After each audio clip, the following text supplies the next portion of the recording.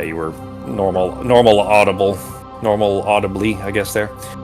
So it is still just after midnight, a little after midnight now on wine day.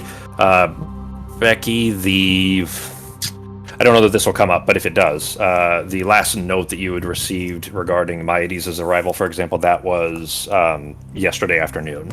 Well, it was Monday afternoon, and this is just after midnight from Tuesday into Wednesday. So it hasn't been that long there. I know you had mentioned that before. But where we left off, you had trapped yourselves in the basement of Venovia Manor with 3 of the Titusian automata and the Venovian guard captain Nils. The goblin lockpicker Nissi that you brought with her, she managed to pick the lock on the otateral cage that was protecting that echo, that floating magical dodecahedron. Arteme and Norok were trying to plan a way to hold on to it because it is an intangible object, just floating in open air there. Apart from the cage, of course, the cage was preventing it, but now that that's open, that's no longer an obstacle for you. Sarah and Pogo were nearly done investing the Circle of Return. We were at 7 rounds, I believe. It's still in the combat tracker, so we'll see here in a second. 3 rounds left, and then it's until the end of my next turn that it'll stay open. Okay. Yeah, so you still have a little bit of time left before Sarah's ready, but that will be there. Just let them bar those doors and hunker down for 3 more turns. Do you guys remember Pogo's idea to use the armor from the automaton thing to move the object if we're taking it? I remember you mentioning it, Justin. But I'll jump us over there anyways. Nazim was also looting the side room. Both Nazim and Sako had grabbed... Oh, sorry. Nazim and Pogo had grabbed a small wooden chest. Nazim has one full of coins, and Pogo has one that's overflowing with jewelry. And that was it as far as... last time on type of stuff. So I'll go ahead and jump us over there real quick, and then we can resume planning or other whatever else you guys need to do here. We are still technically in initiative order and combat, and it is Arteme's turn. But go ahead and discuss or plan whatever you guys feel like doing. Well, how did I put my case inside the circle? Oh, you did. That's right. Yeah, you ran in to set it on the floor. I forgot about that. Yeah. And that one guy we decided we're not going to kill, but he has seen our faces, so... I really don't think we should take him with us, because we're going back to the Gypsy's Gaze. Yeah. That's where I'm writing the circle for, so probably not best to bring him with us. Out of curiosity, Becky, did you see the message that I put in Discord earlier today? I deleted it. Okay, that's why, because it popped up on my phone, and I started to read it, and it said something about Sarah, so I clicked on it, and then there was nothing, and I was like, what the fuck? So, it wouldn't have mattered if you did see it, but I put it in there, and then I already knew the answer, so it was a question about where, well, specifically, if I was asking you to remind me whether you were set the circle for the Sevastopol or to the Gypsy's Gaze. So it was just that, but I knew the answer, I found the answer anyways, so I deleted it, but... speaking specifically of returning to the Gypsy's Gaze, that was why I was asking as well, shit, if they do decide to take Nils with them and then show up in the basement of the Gypsy's Gaze, that's going to be, that's going to create another set of problems. So it's funny that you thought of it, though. Right. Yeah, because no one's supposed to know about the Gypsy's Gaze. Yeah, no, we're not doing that for sure. And that is Pepperjack's mom, so I mean, that could cause problems if she were found out. So. Yeah. All right. So, I mean, if you guys have plans or anything, now's the time, and then we'll kind of resume initiative order here. Well, Pogo's probably going to try to go grab some more things from the other room since we got a little bit of time. But just to recall, everything else besides that guy in this room is destroyed, or is this automaton down at the south still there? So there's the automaton you can see is destroyed and inactive. There are you know that there are 2 of them that are still active, but they are they're still alive and moving. They're just invisible, and they're inside of the magic circle that Nazim had placed there, well as Arteme's moonbeam is constantly ticking on them to prevent them from being able to do their big attack on you guys. That's right. Did my best on holding as many as I could in there. You also, by the way, just as a reminder there too, that you're not too concerned about the ones that are outside the room breaking through the door, because Nazim had used the last of his staff to put a wall of force up, so they can't get through that until that's broken. And it's not even concentration, because it's staff. It's instead, so it's fantastic. Yep. Great use. So, And how are we getting this little orb, though? Use Well, it's the- your How are we gonna turn. make nails if we can't bring him with us? Try to use some of the armor from the thing to push it. Like, I think the armor, it resists magic, so maybe it can push through. It's why it can't get through the cage. So, like, the armor from the automaton robot things, you probably get that to push through. Like, move it, like a... Trying to come up with a... It would be like pushing like a small thing with a stick, you know? But Sorry. is the cage itself open? Yeah, cage is open. Okay. Yeah, but what if Yes. the bag of holding is a separate dimension, right? Could it possibly hold only semi-ethereal thing? It is a pocket plane of a separate. Yeah, it's a pocket dimension of a separate arcane rill. It's not one of the primary, not one of the capital names, but a What lowercase about name. putting it in the Juthorn lantern? How big is it, though? I think it's bigger than that. It's about Yeah. a foot. Yeah, about a foot face to face. Like if you did, because it's a dodecahedron. It's a geometric shape, but it doesn't have tangible feeling. So you whatever contains it will need to be able to prevent it from flying back out, because it will just pass right through it if it's a regular solid object. Like a Juthorn ghost. lantern isn't a regular lantern. Or we have the Sorry. Go the ahead, Fox. arcane trap. Trap thing, and I think once the trap would be set off, then it would be right back where it is, isn't it? Because that's the thing that they used on me, right? Yeah. it's What a I little would do barefoot. is combine the trap with the lantern, so I'd put it in the lantern with the trap, like closing it. And The lantern itself isn't made of Otaterol, and the mirrorish curtain that comes out of it, the purple light that comes out of it, is specifically for transmutation. It's not that it wouldn't have an effect. It doesn't nullify all magic. It essentially nullifies transmutation and illusion primarily. I don't get what that's supposed to be, G. Is that an anime thing? Wrong one. A sham, and that it's just an orb instead of an actual dodecahedron? I'm guessing so, because I'm not sure who that character is on there. So Okay. Yeah, a dodecahedron is just a 12-sided shape. It's a D12. That's the shape. okay. Yeah.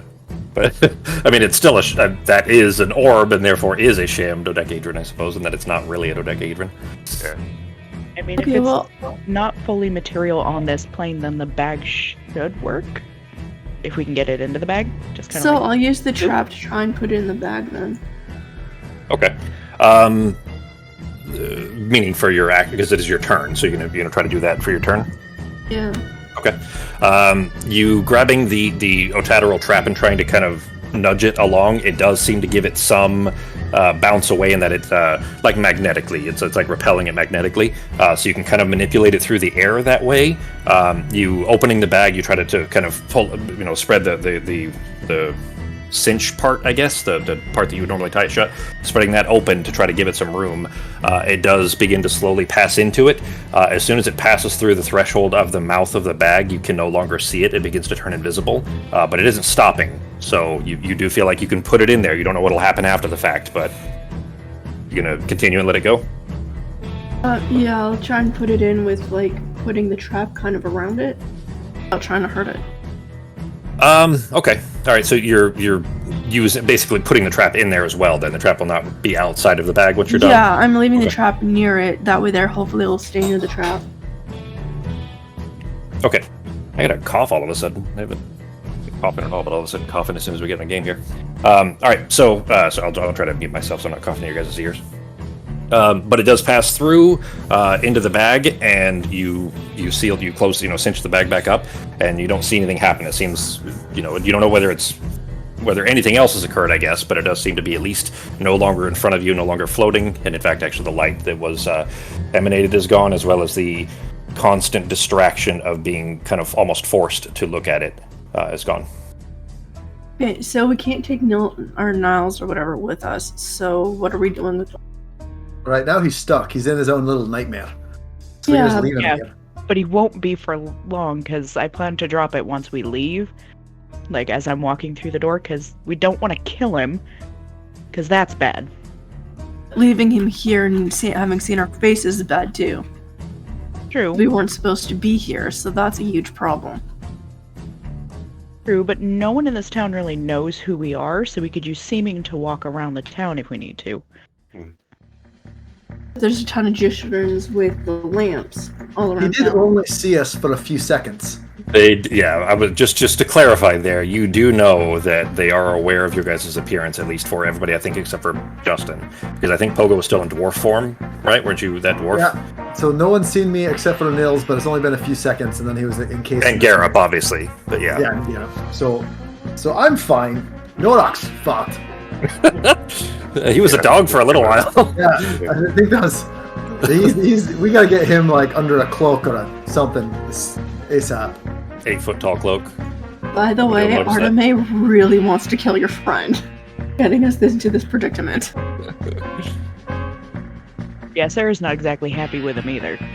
Yeah, I'm not really excited about this whole thing, how it turned out. So It's just a little extra motivation, a little kidnapping motivation. That's not motivation. That's okay. You are now on my hit list. I mean, we were pretty motivated. If it wasn't for the kidnapping, we would have planned this out a whole lot better and probably not could have caused enough attraction to get the stupid Juthrans here. Like, hello? Well, no, let's be honest. We probably still would have attracted a lot of attention.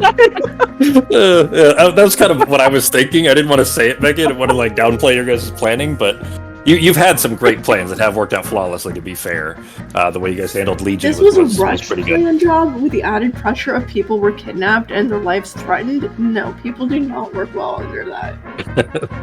All right, so the echo of the Idrilim is now contained. Is that it for Arteme? Any? That's technically only about an action. That was a kind of a complicated item interaction. So you still have bonus action and movement if you want. I don't really have much for bonus. Let me see.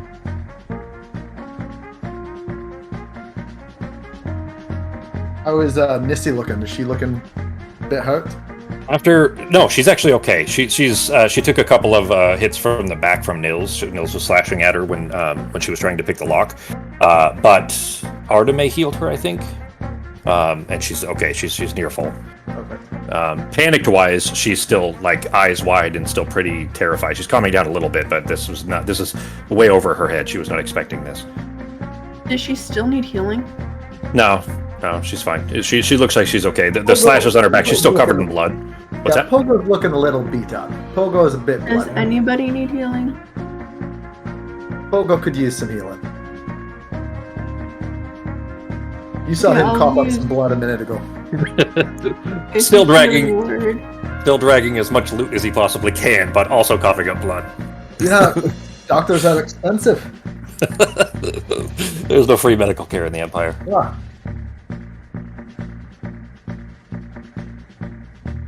Christ, we're gonna be in this town for so long. Yay! There you Thank you. All right, that it for Arteme? Yep. All right. I'm gonna move towards the circle. Okay. Go ahead and roll your moonbeam as well, Right. because you still have. There's still 2 of those Tatusian are. That's ticking on them. You already committed the genocide of maybe 30,000 or so of the only remaining Tatusian in the world.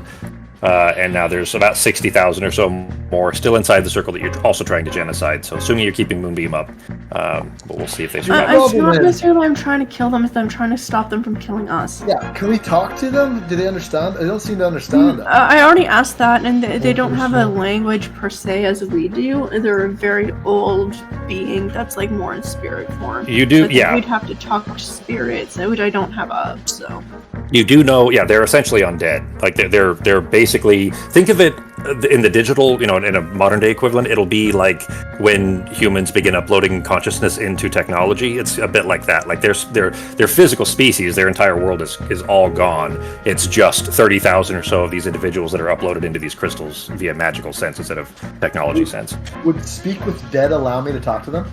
Kind of where I was going with that is that because of the Vast Erudition, you do know that the Balance team, Ben and Becky and Sako from the previous campaign, they did speak with the Tatusian, who they were in an earlier version of this form, because that was 100 years ago, well, somewhere around that, 100 years ago.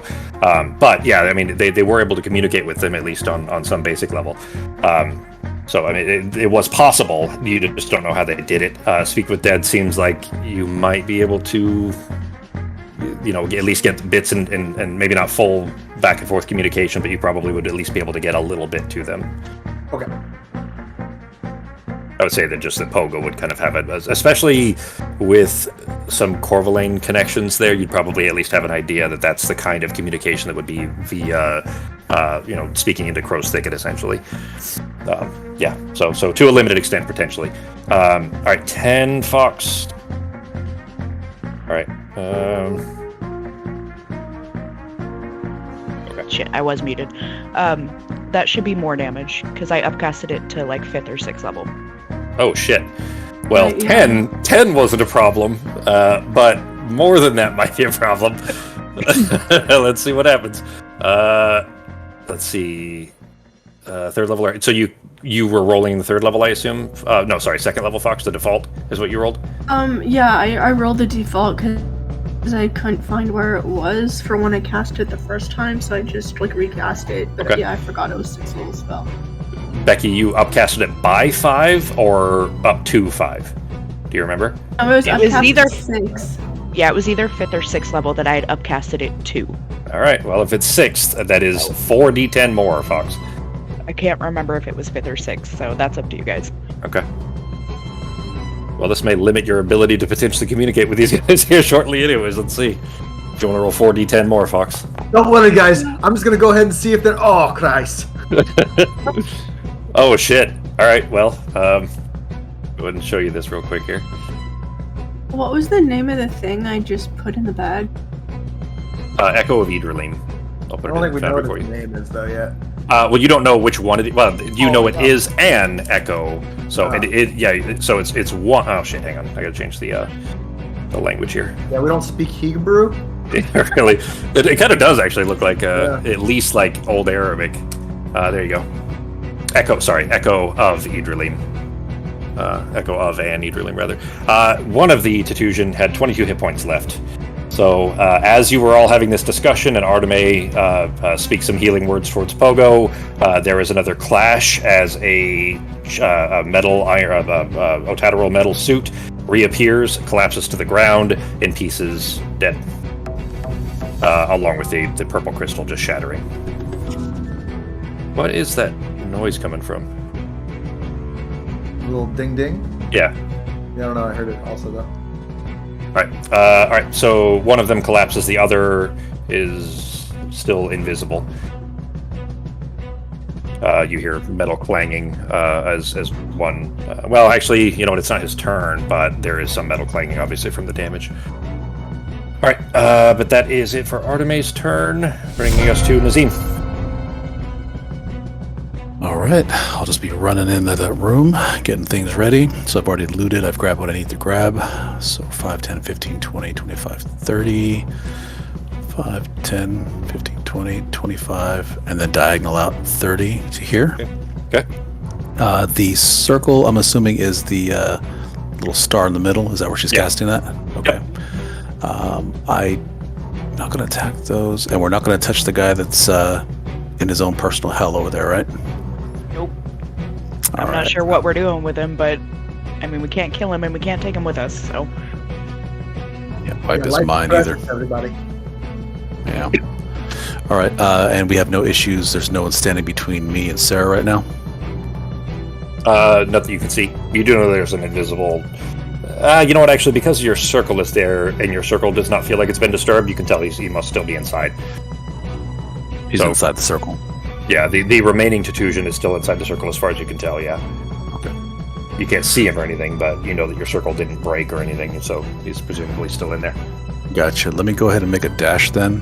Dash move to the circle just so I can get prepped. Okay. 5, 10, 15, 20. I mean, there's 2 rounds after my turn. There will be 2 rounds left, so. Gotcha. Still a little bit of time. Yeah, 12 seconds, yeah. Okay. The door's still barred below with the staff, and we're pretty much good to go here. Nothing too major. All right. What I'll do then is I will stand here and just keep my eyes open for any type of movement. Okay. And just prepare for a react if anything happens. You do notice that you of the little wooden. It's a small wooden chest with a sapphire on the top of it that you grab that has those coins in it. Those coins that have copper. They're a copper dragon on both faces of it that look a little strange. There's some papers kind of that were underneath it when you picked up. You grabbed those as well. Some little torn out pieces of paper. But apart from that, you've gathered at least what you intend to out of there for the moment.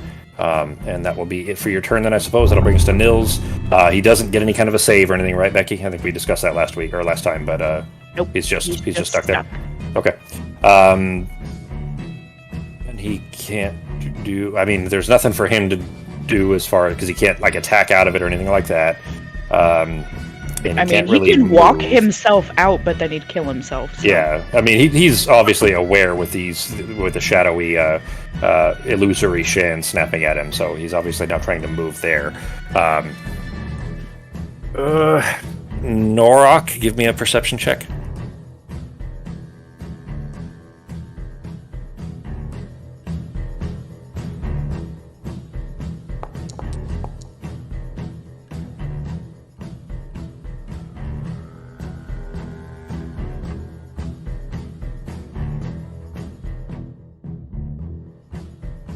All right, 1 sec here, G.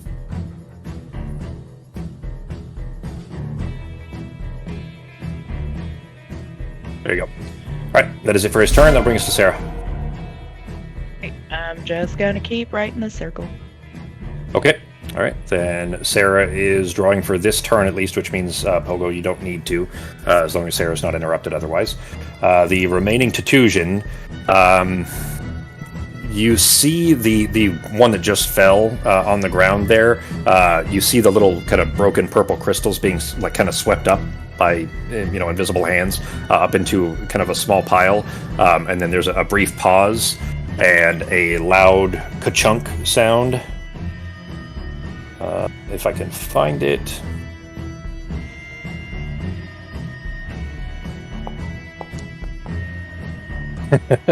Well, actually, with a 15, I think 15 might still hit. At Sarah, I think that. Oh shit! Actually, hang on. You're 13 normally. What is it with your shadow skin?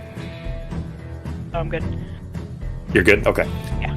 All right. Then, in that case, a large chunk of Advantage steel goes. anyways. Okay. Advantage on what? I said he'd have disadvantage. Oh, he'd have disadvantage. Gotcha. Okay. All right. Yeah. In that case, then if he already misses, that's fine. Then the spear kind of clinks off of the Otateral cage in front of you, and does not hit. That brings us to Nissi. She's still kind of panicking and kind of moving around Nils, like preparing to jump into the circle. You guys had already warned her, of course, that once the circle opens, she needs to jump inside, and she doesn't really know what to do. So she's just kind of running around circles. I'm just gonna tell her there's some treasure in that room if you want to go grab something and bring it back for some payment. I don't even. She's just stammering out of fear and anxiety, wanting to get out of here. She wasn't expecting to be, trapped and potentially killed for this. She thought at best she would end up in jail. So she's just preparing for the circle and not wanting to risk missing it. Ben, your turn. Oh, I guess I should read my spell better. Apparently he's restrained while inside there. In the illusion. Okay. He would still be able to potentially try to attack anyways. It would just be a disadvantage, but he's not doing anything anyways. All he did was he's basically moving his neck. As all of you would see this potentially, only Ben. He can't see outside of it. Block what he's doing. He can't see or hear anything outside of the illusion. I did not realize that. All right. Well, in that case, then. All right. So that changes what I sent you, then, G. Yeah. I would tell you, obviously, that I mean, you would recognize, obviously, that he's a professional. This is his job. And before that went up, he would have at least, been aware, I guess, of all of you in that sense. So at least in what I still sent you still stands, except in a far reduced sense, obviously. All right. So in that case, then, he's still kind of frantically looking around, just not able to actually clock anything, apparently. So what are you doing, Holmes? Well, he did still get a look at us, guys. Yeah, so... he ran right up to me. Remember, you gotta do what your character would do. Yep. Before Pogo died, he'd be down with killing this dude. Pogo just has that change of heart now. And remember that Avar's life is on the line. So what And we your don't have dad. to. Yeah. Yeah. Well, okay, you're saying it to Ben, okay. Yeah. That's true. Yeah. And in here, smashing stuff. Alright, alright then I guess just get out of here, right? Good, and then we're just gonna have to lay really low in town. You guys might turn me into a dog again or something. So I'm surprised that he's not gonna murder this dude. I want to, but we're not. Whatever Norok would do. Do your thing. Well, no, but when you brought up the point of Avar, you know, when Sarah said that, because you did that out loud to me, right? You actually were saying that to Noir. Well, I was telling you, Sarah is concentrating on a circle right now. She ain't paying attention to nothing. Okay. I would say you finally actually have your regular self back, though. You're not distracted by the echo just floating in the air now. So, I mean, if you want to speak while drawing, you can now. I would have said it would have been troublesome to try to do so before. Then, yeah, I would probably yell out, please don't kill him, because they'll probably kill my dad and Avar. Yeah. Ah, fine. Then Noir is just gonna go. Oh, sorry, Nizzy. Go watch the door, because still got, what, a couple minutes, another, 10 seconds, 20 seconds till we can go, guys? Yeah, I have another round, and then before the end of my next turn, you guys have to be through the circle. Alright, well then This one was 8, so you have 2 more times through, technically. This one that you just did was 2 8. more rounds, and Yeah. then, yeah. I'm just gonna keep an eye on the door then. Right. And get ready to hop in the circle when it's ready. You're hearing just constant smashes against it every half second or so of obviously heavy metal fists banging against the wall of force on the other side. The wall is not moving. The doors aren't moving even slightly. So it's a lot of violence with no visual representation for it on the other side of the door. All right, then that'll bring us to, well, they can't do anything, so ignore them. Never mind, because they're also locked out. It is Fogo's turn. All right. Kind of get with Pogo's general idea of what these things may be. He's going to take a risk, and he's going to cast Speak with Dead on the last. You have to be able to see him or anything. What's the target? I don't have to see him. I just have to grant the semblance of life and intelligence to a corpse of your choice within range. So instead of a choice, instead of a corpse, I'm just going to choose the creature that's still alive inside that circle. I might have Even to though you can't see him, though, that's still okay. It's just the general area. Well, it doesn't say I have to see him. You know what? I bet it's because it's assuming that a corpse would not be invisible, so they weren't specific enough about it. That's fine. Read through it, and if I have to roll to even find the creature to do it, I can do that as well. I think you're okay in that because it is a small enough radius that you know that he has to be in that circle. Just aiming towards the middle you feel like that'll probably be enough. That you feel the line hit, like throwing a grappling hook, and you feel it kind of catch onto something. Think of it something like that. And now I'm going to quickly ask it a few questions to see if I get any response. Okay. What is it? 5 questions? Yeah. As I have the burning stick of incense in my hand. Are you attacking us on your own accord? There is a cacophonous response, like a chorus almost of multiple voices trying to speak at once, and not all of them are agreeing on what they're saying. So you're getting conflicting answers coming back from it. If there were a consensus, it's probably closer to 60-40 of negative responses versus positive. In that you feel like there's conflict even amongst itself, and. Do you get any kind of sense of the related emotion there? Let's see. Well, I can tell if it's being. I can maybe see it. Like, it doesn't have to be telling me the truth. Yeah. I can ask it. So the second question: if we save you, are you willing to surrender? There is a similar discordance. You're not getting one answer. You're getting multiple conflicting answers. There's more of a rage in this. There's an anger and a rage, and you. The thing there's a certain emotional perception that would be necessary for you to be able to pick up on a certain detail here. Give me. What kind of a skill check would that even be? I guess it's probably charisma based, because I think that's reading enough people would still be charisma based. So. Yeah, but the thing is, I want it to be using your charisma modifier. So roll a d20, and we're going to add your. I'd say that you even would be proficient. So we'll add a +5 and a. What is your guys' proficiency? So 11. So with all right, so a 19. The fury is coming from two of them have been killed in two of their cities, essentially. Like, think of it this like a platform as being a city that you guys have just wiped out, and they want a certain amount of vengeance for that, while the others are still kind of being forced into the situation. You can tell they're definitely not doing this of their own volition. They've been kind of almost enslaved, I guess, into this. All right. Well, that's my third question: is can we grant you freedom? It is a confused response, a cacophony of confused responses. They don't know. Fourth and most important question: if we grant you freedom, would you like to travel with us away from this servitude? That is a very interesting question. How would they respond to that? I would say that there's still a significant amount of conflict, but you feel like it's probably close to the same 60-40 mark, that they would definitely like to be out of this and be out of this servitude at the very least. I'm going to go ahead and use my bonus action to... actually, can I even do this? Oh, no, I gotta be able to see him.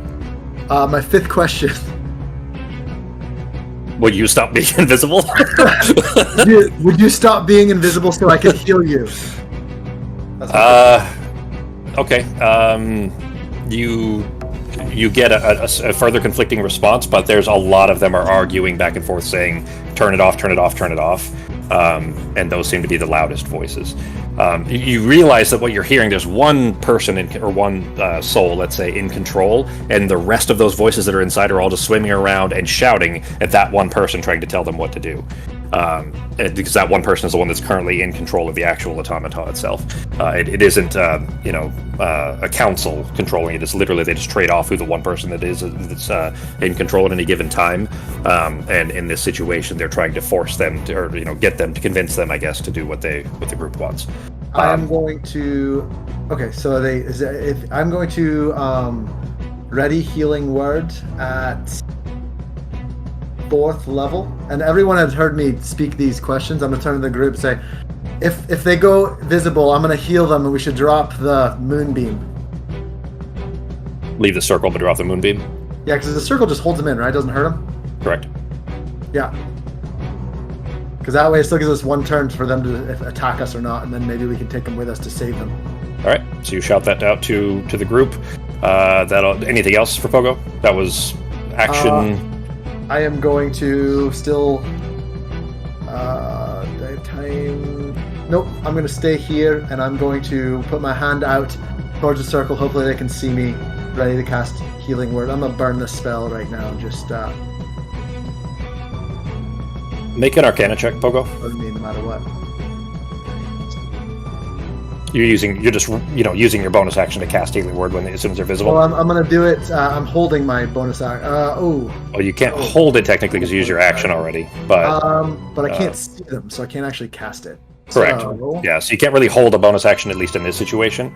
But I mean, I'll just hold it up and as soon as you can do it is what you want to do. Yeah. So I'll wait for my next turn. I'm going to hold it up, and I'm going to. Yeah, I don't have anything else. Okay. I'm gonna hold it up, ready to. I'll just do it on my next turn, but that's what I'm planning on doing. With a 15, you're really doubting the likelihood that healing word will work. You're not sure, but it seems unlikely. All right, so basically, I kind of figured that out beforehand. Well, I guess I'm kind of. You know what? Go ahead. Yeah, go ahead and give your spell slot back. Don't mark it off because you're if you want to try it, you definitely still can. You just don't feel certain that it will work. You're doubting that. All right, then I will not. I'll just wait. I'll wait to see what they're gonna do. Okay. That's gonna be my turn. I'm gonna hang out in the circle. All right, that'll bring us to Arteme. What you doing, Fox? I see you lighting up. If you're speaking, I haven't heard you. But I see you lighting up. I'm gonna drop the moonbeam, I guess, and then before it does the damage, and then just wait for the circle to be finished. Okay. Aw, Arteme, such a sweetheart. Appreciate it. Yeah, it's not murdering. It's not even heal, not help them in any way. Just not murder. Yeah. I don't know how to heal. Like, you Here's can the heal thing: them? if they choose to attack us again, then we know we won't have to go. We can go through it guilt-free, basically. If they attack us, we won't have to feel so bad. All right. All right. That'll bring us to Nazim. Okay. So what we're going to do is the piece of paper that I pulled from that last room, since I'm already standing here in this circle, I'm just going to start kind of reading it out loud to myself, obviously, but loud enough for Pogo and Sarah and everyone to kind of hear it. Okay. It may feel like it's out of context, but in the moment, Nazim is just kind of standing there. She's going to read it off what he found, kind of like a proud treasure moment, and hopefully that's good information. Roll a D3 for me. So in the tab there, yeah, do this. Well, since if that was a 1, 2, or 3, I would have just taken it. But do that. Oh, okay. So /R space 1D3. R space 1D3. Gotcha. All right. Then in that case, this is a page that has been torn from its binding, like presumably like a book or a journal, meaning that it's torn along the left side. And there's a date at the top that is only from yesterday, and this stands out as a little bit strange because it's scribbled. Actually, since you grabbed this, it's scribbled in Moorish, which is the Vabian script, Vabian language, which you're the only one in this group that speaks, anyways.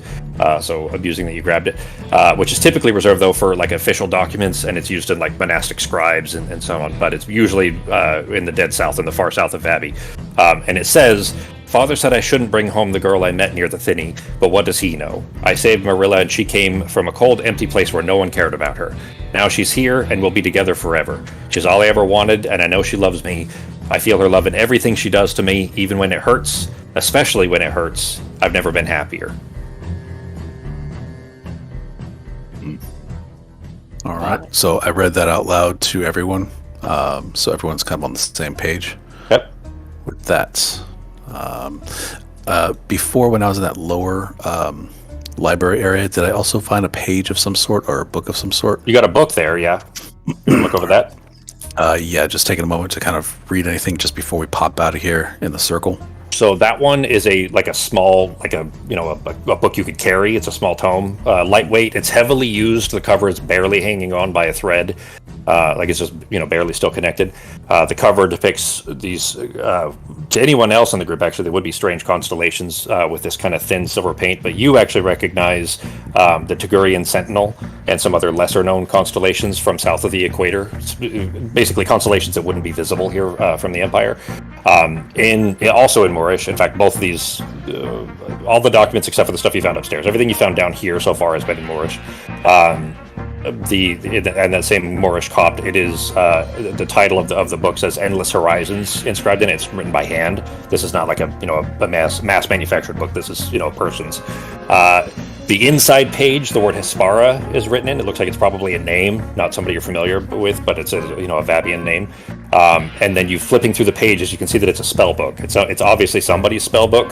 Thanks, Fox. And it's not a tower trained mage by the contents. The spells are in there, but they're in a particularly what's the word I'm looking for? Like amateurish, I guess, style of dialect written in there. But you do see mostly travel spells. You see like Dimension Door, Molecular Recall, Misty Step, and things like that. It looks like it's like a travel mage's spell book with some notes scribbled in it. Okay. Anything that's of use to me, or just more of a information? I mean, it's a spell book. I mean, there's research notes in there as well. There's things like that. But I mean, the travel spells would be useful for potentially anybody. But that's it seems like it obviously belonged to somebody, probably Hespara, and that's it. Gotcha. All right. I won't be making a move this turn. I'm just going to start prepping to jump in the circle. Okay. All right. Nils is still stuck there and not able to do anything thanks to Becky. And it is Sarah's turn. Okay, a quick question. What was the name of the person he found by the Thinny? Hespara. Oh, no, sorry. No, Hespara is the spell book. The girl by the Thinny that the note writer found. It was Marilla, like that. Sarah. Sarah. Familiar to anybody? I don't recognize it. No, I thought I saw it in my notes, but I saw Neuralia or something like that. So You're thinking of Neuralium. Yeah, you're thinking of that. That's the dust that came from these the crushed up crystals that the Juthrans were using. Marilla is nobody recognizes the name, but Sarah and Pogo wouldn't have any official training there either. Probably. Not really the team either. Just Sarah. Sarah, give me an Arcana check, and it's a very high DC. It'll be like a DC 20.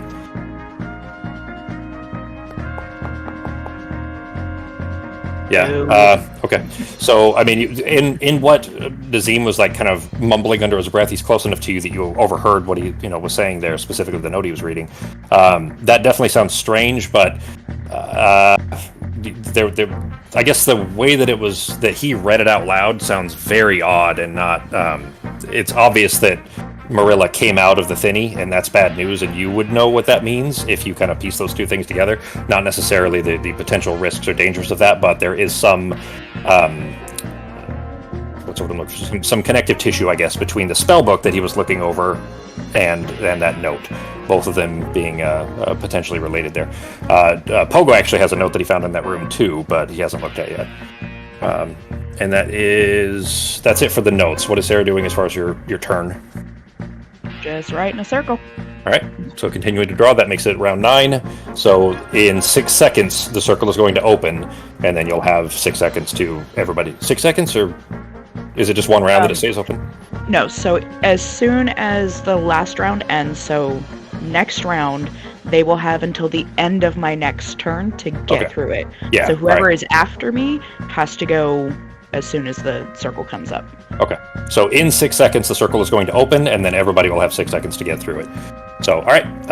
Then if you're just continuing to draw, as you're doing so, you do kind of catch out of the corner of your eye a massive metal structure reappear, and then move towards the edge of the circle, kind of in your direction. It had just fired at you 6 seconds ago, and now has approached towards Pogo, with Pogo's hand outstretched, trying to reach for his hand. I'm having my hands up too. I'm not attacking it. I'm not. Yeah, I didn't mean like finger guns. I meant like you were reaching out towards him, trying to heal him. So non-threatening. But he has approached in a non-threatening manner and started to try to reach towards you, and then he hits the edge of the circle. This one collective thing that is actually representing 30,000 individuals. Nissy is still kind of awkwardly spinning around the outside of the circle there and preparing to jump in, and now kind of interposing Pogo and, since Norok's too far away, Pogo and Sarah between her and the Tutusian. Norok's turn. Alright, just gonna back up, be ready to hop in the circle when it's ready to go, but still going to face this way for now, though. And no one attack this guy. I think they might not be here on their own accord. We should take them with us. All right, Can you get out of that circle? As long as you're sure. If someone drops it, we don't have to do it until the circle's ready. But maybe we should take them with us. All right. As long as it doesn't kill us all. That's it for my turn. All right. And you lower your axe then, and kind of getting ready to jump in the circle here. It's about to open. It is Pogo's turn. I'm going to pantomime that put my hands up and basically say in 6 seconds, and then point to the ground, circle, you, come here, we, and then my hands kind of go up like as if, we're going away to a different spot. Okay. Do I see any kind of reaction? The crystal in the face, rather, inside the crystal, in the chest of this thing, is kind of looking. The cover had come down and is looking in your direction, and the eyes are trying to follow your gestures.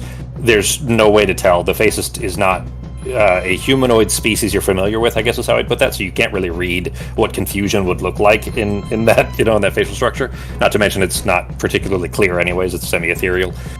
So you're not sure, except that the eyes keep kind of following your hands around these gestures that you're making. You have no idea if it got through to it or not. I would say that it's not even possible for you to know. Otherwise, I would allow you to roll for it. All right. Can I move into the circle if I want to? It's only keeping them from coming out, right? I think that's correct. Yeah, you can definitely go in, right, Nazim? It's just that they can't leave it because you did like the reverse version of it. It's the reverse version, so essentially they cannot escape it. They are stuck. I am going to just slowly take an unarmed hand and I'm going to move it into the circle, and I'm going to grab on, just kind of hold on to the hand, the Morning Star hand. Okay. Of it, just, and kind of keep my eyes on its face so it knows I'm not attacking it, and that, maybe that will help in its understanding of us not meaning it as harm purposely. There's still, I guess the only easy emotion to recognize is a certain amount of panic, and that's mostly because the eye's not moving, or not holding still at all. The panic is still there. It doesn't read what you're doing as a threat at the very least. It's not making any negative action towards you at all, but otherwise it doesn't seem to react beyond you. Kind of it kind of notices, I guess, that you're grabbing its arm, and then beyond that just kind of continues to be frantically looking in all directions. All right.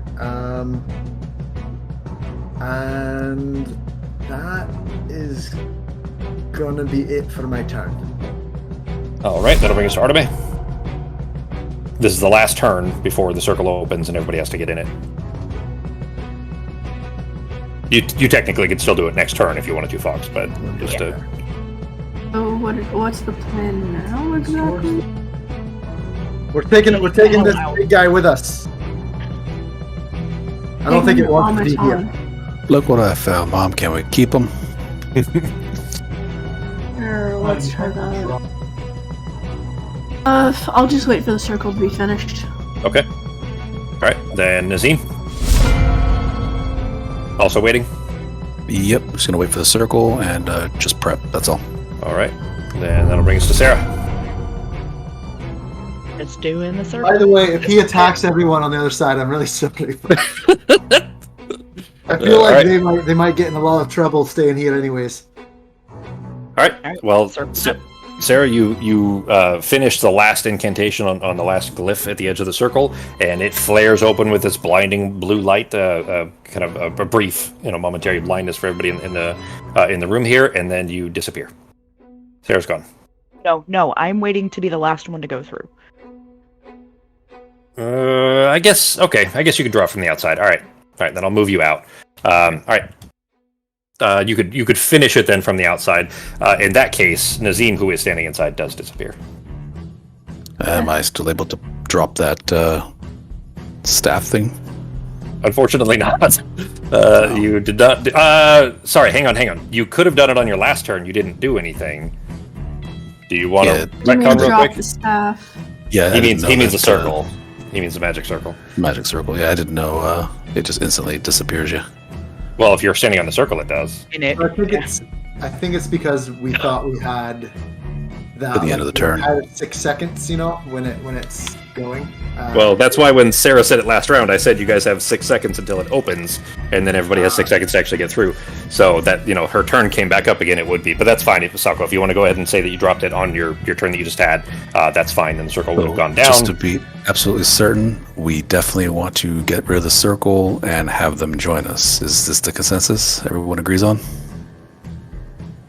I don't want to kill any more than we have to. Because I won't be able to put this back up if things go south. I guess we figure out what to do with them once we get there. Yeah, cool. Or like a Saint Bernard that you just found on the side of the road. Then we'll just take them. More like a living tank, but yeah. Yeah. Okay. So I'll go ahead and stand at the edge of the circle and drop the circle. All right. And then prepare to walk in as soon as the thing drops. All right. I'll warn Nissy that where we're going, we're gonna have to be very discreet she'll have to be very discreet when she leaves, but she will definitely get paid once we get paid for the job. Okay. All right. She's half listening to you, just staring intently at the circle, waiting for it to flare open. Pardon me. And then, of course, I'm gonna nod to her to go in and then follow her through. Okay. All right. Then the circle flares open with Sarah. Nissy kind of almost dives past you, jumping into it. Nazim disappears. Arteme and Nissy disappear. well, I'll just move you guys out of the way, actually, to represent, so that you guys are still on the map and can still see. But you all disappear there. It's funny because Sarah, the reason that I pointed that out, that you disappeared first because you were in the circle, is that as soon as you disappear, there's going to be a concentration problem, and that was going to potentially be at least amusing for me, in that Nils would then be functional for a very brief time while everybody's rushing towards the circle. Nope, I figured I would wait until, because it's the end of my next turn. I'm like, I'm gonna make sure I'm the last one through. Yeah. Yeah, so I mean, you stepping outside the circle was smart there, in that it would have ended the madness thingy that's on Nils. So I'm going to point to the circle and see if the Tatujin will walk in, and then I'm going to be grabbing my chest of gold stuff and then walk in after them. Okay. It did witness Nissi and Glitters, technically, and Arteme and Nazim step through, and kind of feeling you're trying to tug at its arm. It does step towards the circle and disappears. I'll move him up there as well for now, or them, I guess. This is a very bold decision. I don't know where this is going. It's a very bold choice. Well, there's going to be some interesting details for those on the other side, but I think, since assuming everybody's getting out of here, then we'll handle that when everybody gets through instead of just now. Nissi's already through on the other side, and we have some new guests to explain away. All right, Norak, your turn. Not going to go over well. I like the idea. That was great. A great idea. There's some, I think, unintended consequences about to be, realized. But we'll see what happens here. What you doing, G? Just jumping in. Getting out of here. Yep. All right. So you jump through. There's an interesting catastrophe on the other side that we'll get to here in a second. G. Brings us to Fogo. The one that's laying on the ground next to me, does it have like a big one of those swords that's like laying on the ground? It's arm. It's like part of the arm. It's not a separate sword. It's part of the arm. Something I can detach. Does the arm itself look like something I can move, or is it going to be way too heavy? It would take some effort. I would tell you that it might risk not being able to make it through in time. Okay, then in that case, I'm looking around. I'm just going to go ahead and close my eyes, take a step through. All right. You disappear in a flash of blue light, arrive in, like I said, disastrous conditions, and we arrive to Arteme. Oh, sorry, Arteme already went through. Never mind. So it's just Sarah. So I'm gonna go through to where my back is facing him, so that way he can't see my face. I'm gonna use my action. You're in shadow skin anyways. It's kind of hard to represent. Yeah, your shadow skin kind of obscures your facial features at the very least anyways. I'm going to use my action to send a message to him. Just be like, sorry it ended like this. It wasn't supposed to be. We were just trying to steal some shit. Sorry. And I go to step through, I'm dropping the mine prison. Okay. So that way the portal will close behind me and he won't die. All right. You step through. There is nothing but confused, like, fury in response. It's all gobbledygook. It's not words. As you all arrive in the basement of the Gypsy's Gaze. What was that from? That was from... Was that the Living Color? Well, okay. It's the Wayne's Brothers, but it was the... Well, yeah, but it... Yeah. Well, I guess the sound wouldn't be right because it's in the middle of the night here, but that's fine. I'm going to leave it. Everybody arriving there has a brief kind of flash of awareness and recognition as you arrive in the basement there, and then there's like ceiling beams falling, and you know the structure of the building was immediately compromised by a creature too tall to step in through it. The head of the Tatujin appeared inside of a ceiling beam, a joist across the, that would be the ground floor, basically, the joist above you. Because the creature is slightly larger than Norak, and Norak already barely fit. When he came in here before, he actually banged his head. When you guys first teleported in, 5 months ago or whatever it was now.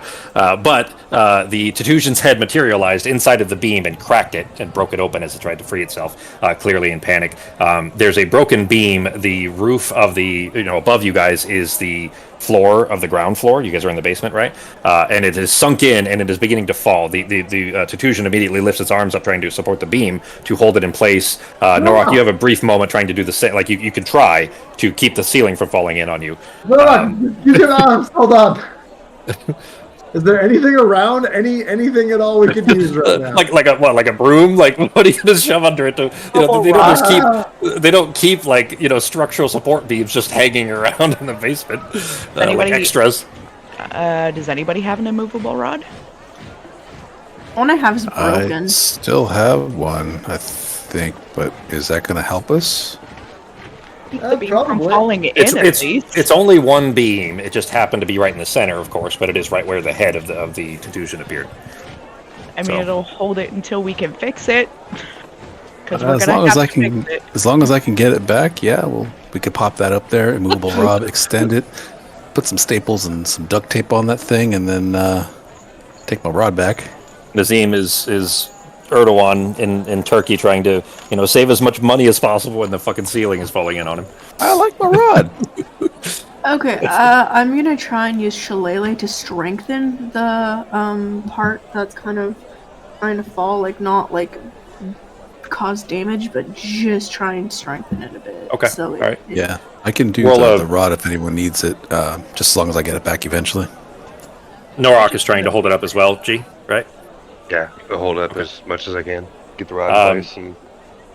It is a building, and Norok is strong, but like between you and the Titusian, it's probably just barely gonna keep it from falling on you, while this whole thing is beginning to collapse. But give me a strength check from Norok, and Arteme, roll a percentile dice, and roll above a 70.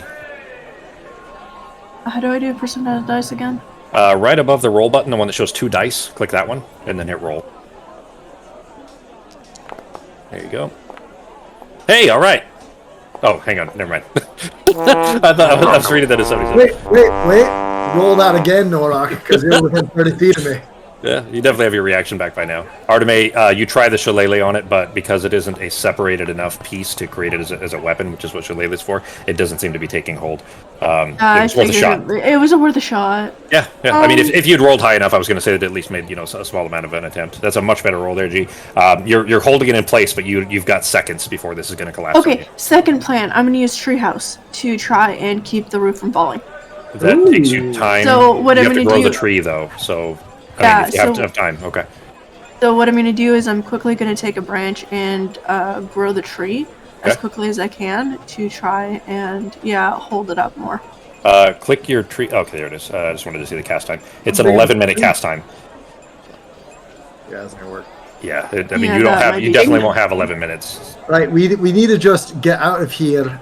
Do we have anything to hold it temporarily while we at least get out of the basement? There's a shriek from the immovable rod just for the crack is. You can just stick the immovable rod in there, so it stops that's what I mean. If he puts the removable rod, I'm gonna make the treehouse after the immovable rod is put up. So I see. Collapse. This way, here you guys could go get the materials to get it fixed. Okay. All right, then Nazim, you kind of have to clamber up, climbing up onto the Titusian a little bit to get up there, with Norok kind of holding the beam itself as horizontal as he can, because Norok, like I said, as strong as you are, you can't really push the beam back up. You can kind of just keep it from falling further, so it's still... You have to have a word with this contractor. It's still a V shape, you know what I mean? It's not horizontal yet, but it's still hopefully... It's just a beam that's cracked down the middle. It has a bow in the middle now, so we got to stick that immovable rod in that little bow, so that way it doesn't continue to shatter. It's just that it's the middle of this room. It's not near the sides or anything like that. So this one beam was, holding a lot of additional support here, especially because they couldn't put a support beam in the middle of it because that's where the circle is. It's okay. Upstairs will be a little bit unlevel. Just put a couple of matchbooks under the table leg. There is a scream from upstairs, a woman's scream, a familiar one. You reckon it's Hortensia? God damn it! Was it? Hortensia. Yeah, it is. Okay. From upstairs, Pepperjack's mother. But you snap you press a little button on the side, and the immovable rod does snap into place. Oh shit. Okay, so nobody has said. Well, all right, we'll deal with that in a second here. Becky, I need you to click the circle of return for me real quick. Just I need to see the spell text, if you would. I guess I can bring it up in your character sheet here too. Place that. God dang it. No, that's fine. You can you can either click it off or I'll delete it if needed. There's a limitation to that is in the teleportation circle, or teleportation circle spell that I didn't put in there, I don't think.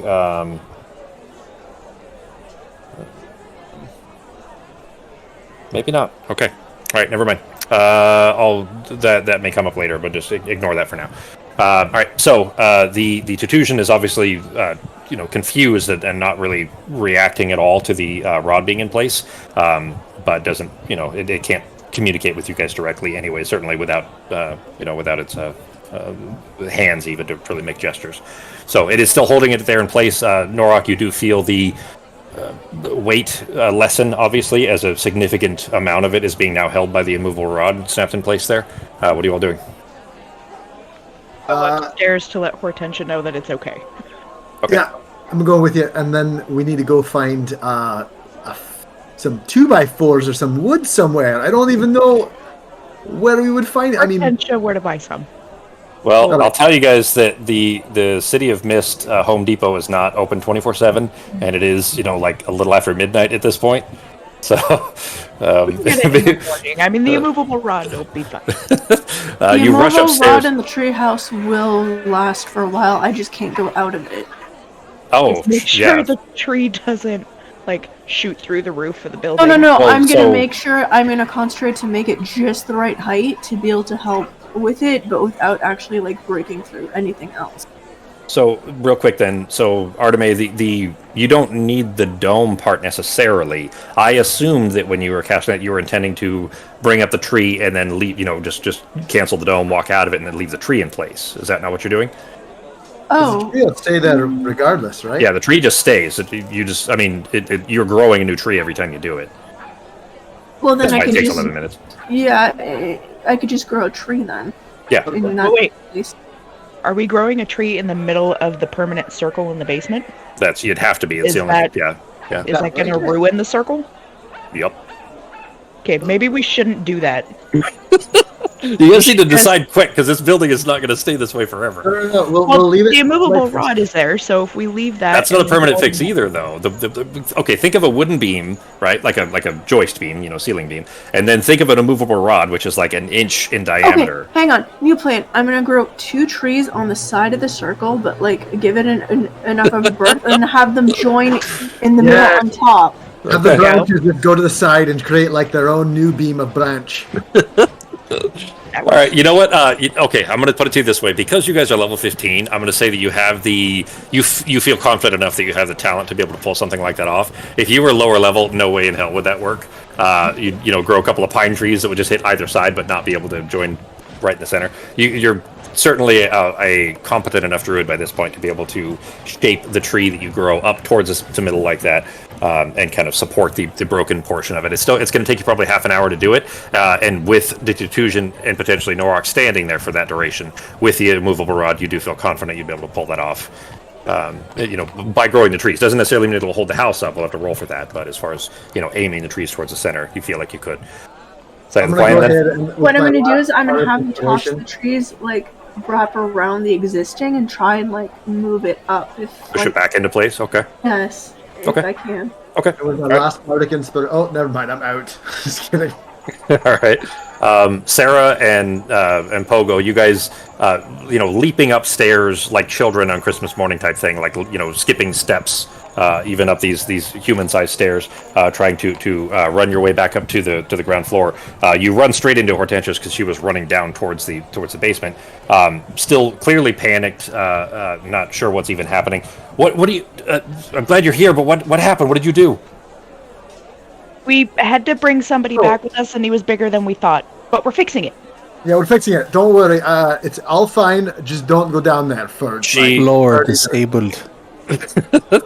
She looks towards the middle of the ground floor there, and you see this sinkhole beginning. Did anybody watch The Last of Us? Everybody else watching The Last of Us? Yeah, like with the zombies. All right, so that hole that that they saw, it was episode 4, I think. That kind of a thing where there's this big like broken, almost like a dry desert, like Sonora Desert, cracked ground pieces, like the floor itself is cracking in places of this divot in the floor that is like maneuvering a little bit because the Titusian and Norak trying to hold it in place, around the immovable rod there.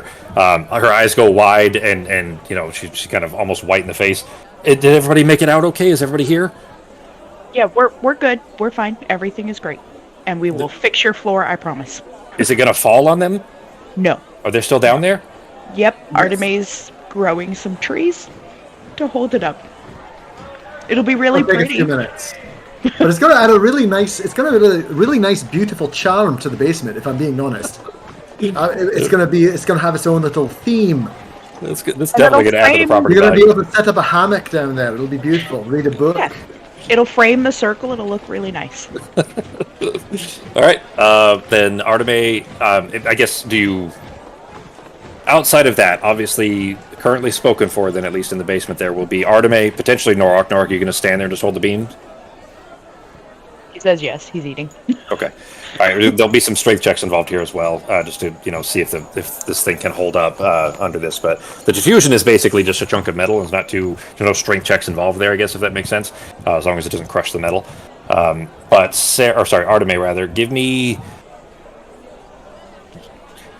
I feel like, especially, you guys are going to be 15 now anyways, you basically would have the ability to shape the trees without really much issue, like even into this unnatural, positioning, essentially. You'd be able to do that without any real trouble. It's still going to kind of cut into the airspace a little bit above the circle. There's really no way around that, but at least... So does Norak get stronger if he's raging? He has advantage on strength checks, yeah. Yeah, so I can, if I need to. So, like, if I go down there with, like, some water... for him to drink and just cut him a little bit with my knife while he's holding it up. Make him stronger. Just slap hold it up better. Little Pogo's gonna go slap Norak around a little bit. Yeah, you've got this. Hold it better. I'm just gonna smack him across the face. All right. Then Arteme, give me a Ben. Give me a strength check when you can, or Becky, if you want to roll it for him if he's eating whatever. And Arteme, give me. I think probably nature check. There isn't there's no how do I grow a tree, to keep a house from collapsing kind of a check. But I think nature's probably the best, unless you've got a better argument to make there. No, I think nature would probably be the best, and I have proficiency in it anyway. But is it with advantage? Because I've seen trees in the wild that the tops interconnect, so it's not like It's less a problem of that and more a problem of the kinetics involved. Like if you have a tree that is bent like that, it doesn't have structural support when you're pushing down from the top, unless it's at a direct angle. So trying to kind of intertwine them is a little more complicated. But I don't think you couldn't do it. The DC is going to be relatively low anyway. But go ahead and give me a nature check. Yeah, that's fine. With Norak and the Titusian holding it in place, you can have advantage for the trying to push it back up into place. Well, I'm also slapping him around so he can rage if he wants to. He had advantage on it, so he rolled it with advantage. So assuming that he did rage, oh yeah, he did. Yeah, Ben, yep. He clicked the rage. All right. I'm just yelling at you like a boxing coach. Hold him up, baby. Arteme, you as the tree. This is 20 minutes later because it takes you a little while to grow 2 trees like this. 20 minutes in, as Norak has been just exhausted, dripping sweat, hanging in this basement here that's already too warm for him and his people. Pushing up onto this beam, just as you begin to get the tips, the upper end of the trunk of these 2 kind of twin together trees over the top. Just as they're coming around your hands, Pogo just slapping at you, just kind of punching into your knee. It's super uncomfortable. You're already suffering trying to hold this thing up this entire time with an overhead press of a house. As you give just enough extra momentum to kind of force the beam upwards and into a more horizontal position as the trees begin to wrap around it. It does look to be solid. It probably won't survive, a earthquake of any sort, but it does, the above you anyways looks to be relatively flat, almost as it was before. What are you guys doing? I'm gonna give Norak a big old kiss on the forehead. Are you climbing up Norak? Yeah, I've been on his shoulder the whole time, just slapping. Oh, okay. All right. healers might be on. Okay, I'm gonna use a healing spell on Norok. Yeah, he was also, by the way, Ben didn't say anything, but Norok was at like less than 50% hit points when you healed Justin as well. Justin was more, Pogo was more dinged up. I asked like multiple times if anybody needed healing. People didn't speak up, and I can't see their health bars. I still had a decent. I don't like this, not being able to see health bars. It's goes not an against MMO. my healer thing. Yep. I'm gonna go and immediately see if the robot guy is okay. I'm going to kind of calmly gesticate to him that he's safe now. Gesticulate? Is that what you're going for? Gesticulate, yeah, gesticulate. Okay. That he's safe now, and I'm gonna try to ask him how to communicate. So I'm gonna kind of, with my hands around my head, like with my ears, like how to hear you. Like trying to come up with some way to see how this thing communicates. There is a beam of light, kind of similar to the purple you had seen previously, but it isn't purple. It's kind of a dim, like blue and yellow mix, I guess, like a kind of a holy-ish color, I guess. If you could picture what holy as a color would look like, it'd be kind of a pale blue and yellow. And it kind of it's focused it's in a wide beam originally, and then kind of begins to focus towards you. And while it's aimed at you, it's kind of aimed almost at your forehead.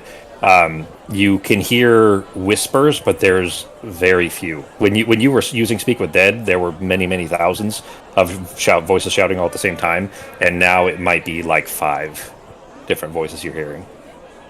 Right. You can't understand what it's saying, but it's clearly like, they're whispering, and it's somber, I guess, is the kind of emotional tone you would get from it, and that's as much as you can tell because you can't translate what it's saying. Can I just say, can you understand me? If you can, nod your head or move your arms. It doesn't react. We figured, can I use No, never mind, it's just on self. Right. I am going to... Oh boy. I'm going to take out my little notepad and I'm going to draw a picture of our ship, and then I'm going to draw a small map of the city with the ship to the side and basically point at it, and then point it back at me and whoever else is in the room to that ship. And I'm going to look at that and like with my arms, have it move towards my chest to have it come with us, and see if it would like to do that. You can't tell if it's understood what you're trying to gesture to it or not. You do kind of, scribble out the drawing as best you can and everything. It doesn't seem to be putting 2 and 2 together. It doesn't seem like it understands what you're suggesting. It's like moving now. It's it's realizing that with the tree growing above it, that it doesn't need its hands up. It's still got them held up, but not into the beam, and it's kind of rotating in place, and the beam still coming out of the crystal stays focused on Pogo, but it's just kind of turning around and looking around in all directions, clearly confused. I'm just gonna try. I'm gonna try to speak and cast Healing Word on it. I know it can heal itself as well, but I'm just going to try and see if that helps him at all. If it does anything. Okay. If it notices any difference. There's a softening in the one face you can see in the crystal there. Like I said, so earlier I'd mentioned that you can't really read emotions, and these aren't really. It's hard to tell because it's just that the face is not. A standard species, I guess, that you'd be familiar with, even if you could see it clearly. But it does, the what would suffice as eyebrows do lift back up a little bit. It seems a little less stressed. I'm going to tell this to you as Justin in the sense that, like the way that mathematics are a universal language, and it wouldn't matter what a species is or anything else, like even if they were not, in this case, using the dental reel specifically, but any healing magic would be a universal language in that sense. So it recognizes that you're trying to help, and that you didn't teleport it into something to try to kill it by smashing its head in a ceiling beam. So okay, well, anybody who's near the healing... Also, anybody who's near the healing spirit will be back to full health. Well, over the that's a little bit every 6 seconds. It doesn't happen instantly. That's over Yeah, time. not instantly, but what I'm saying is it's gonna heal everybody up. So but everybody else, yes, not the Titusian. The dental doesn't heal an undead. So right, yes, yeah. Okay, everybody except for the institution. Yeah. So, go ahead. What do you guys want to do with this guy here?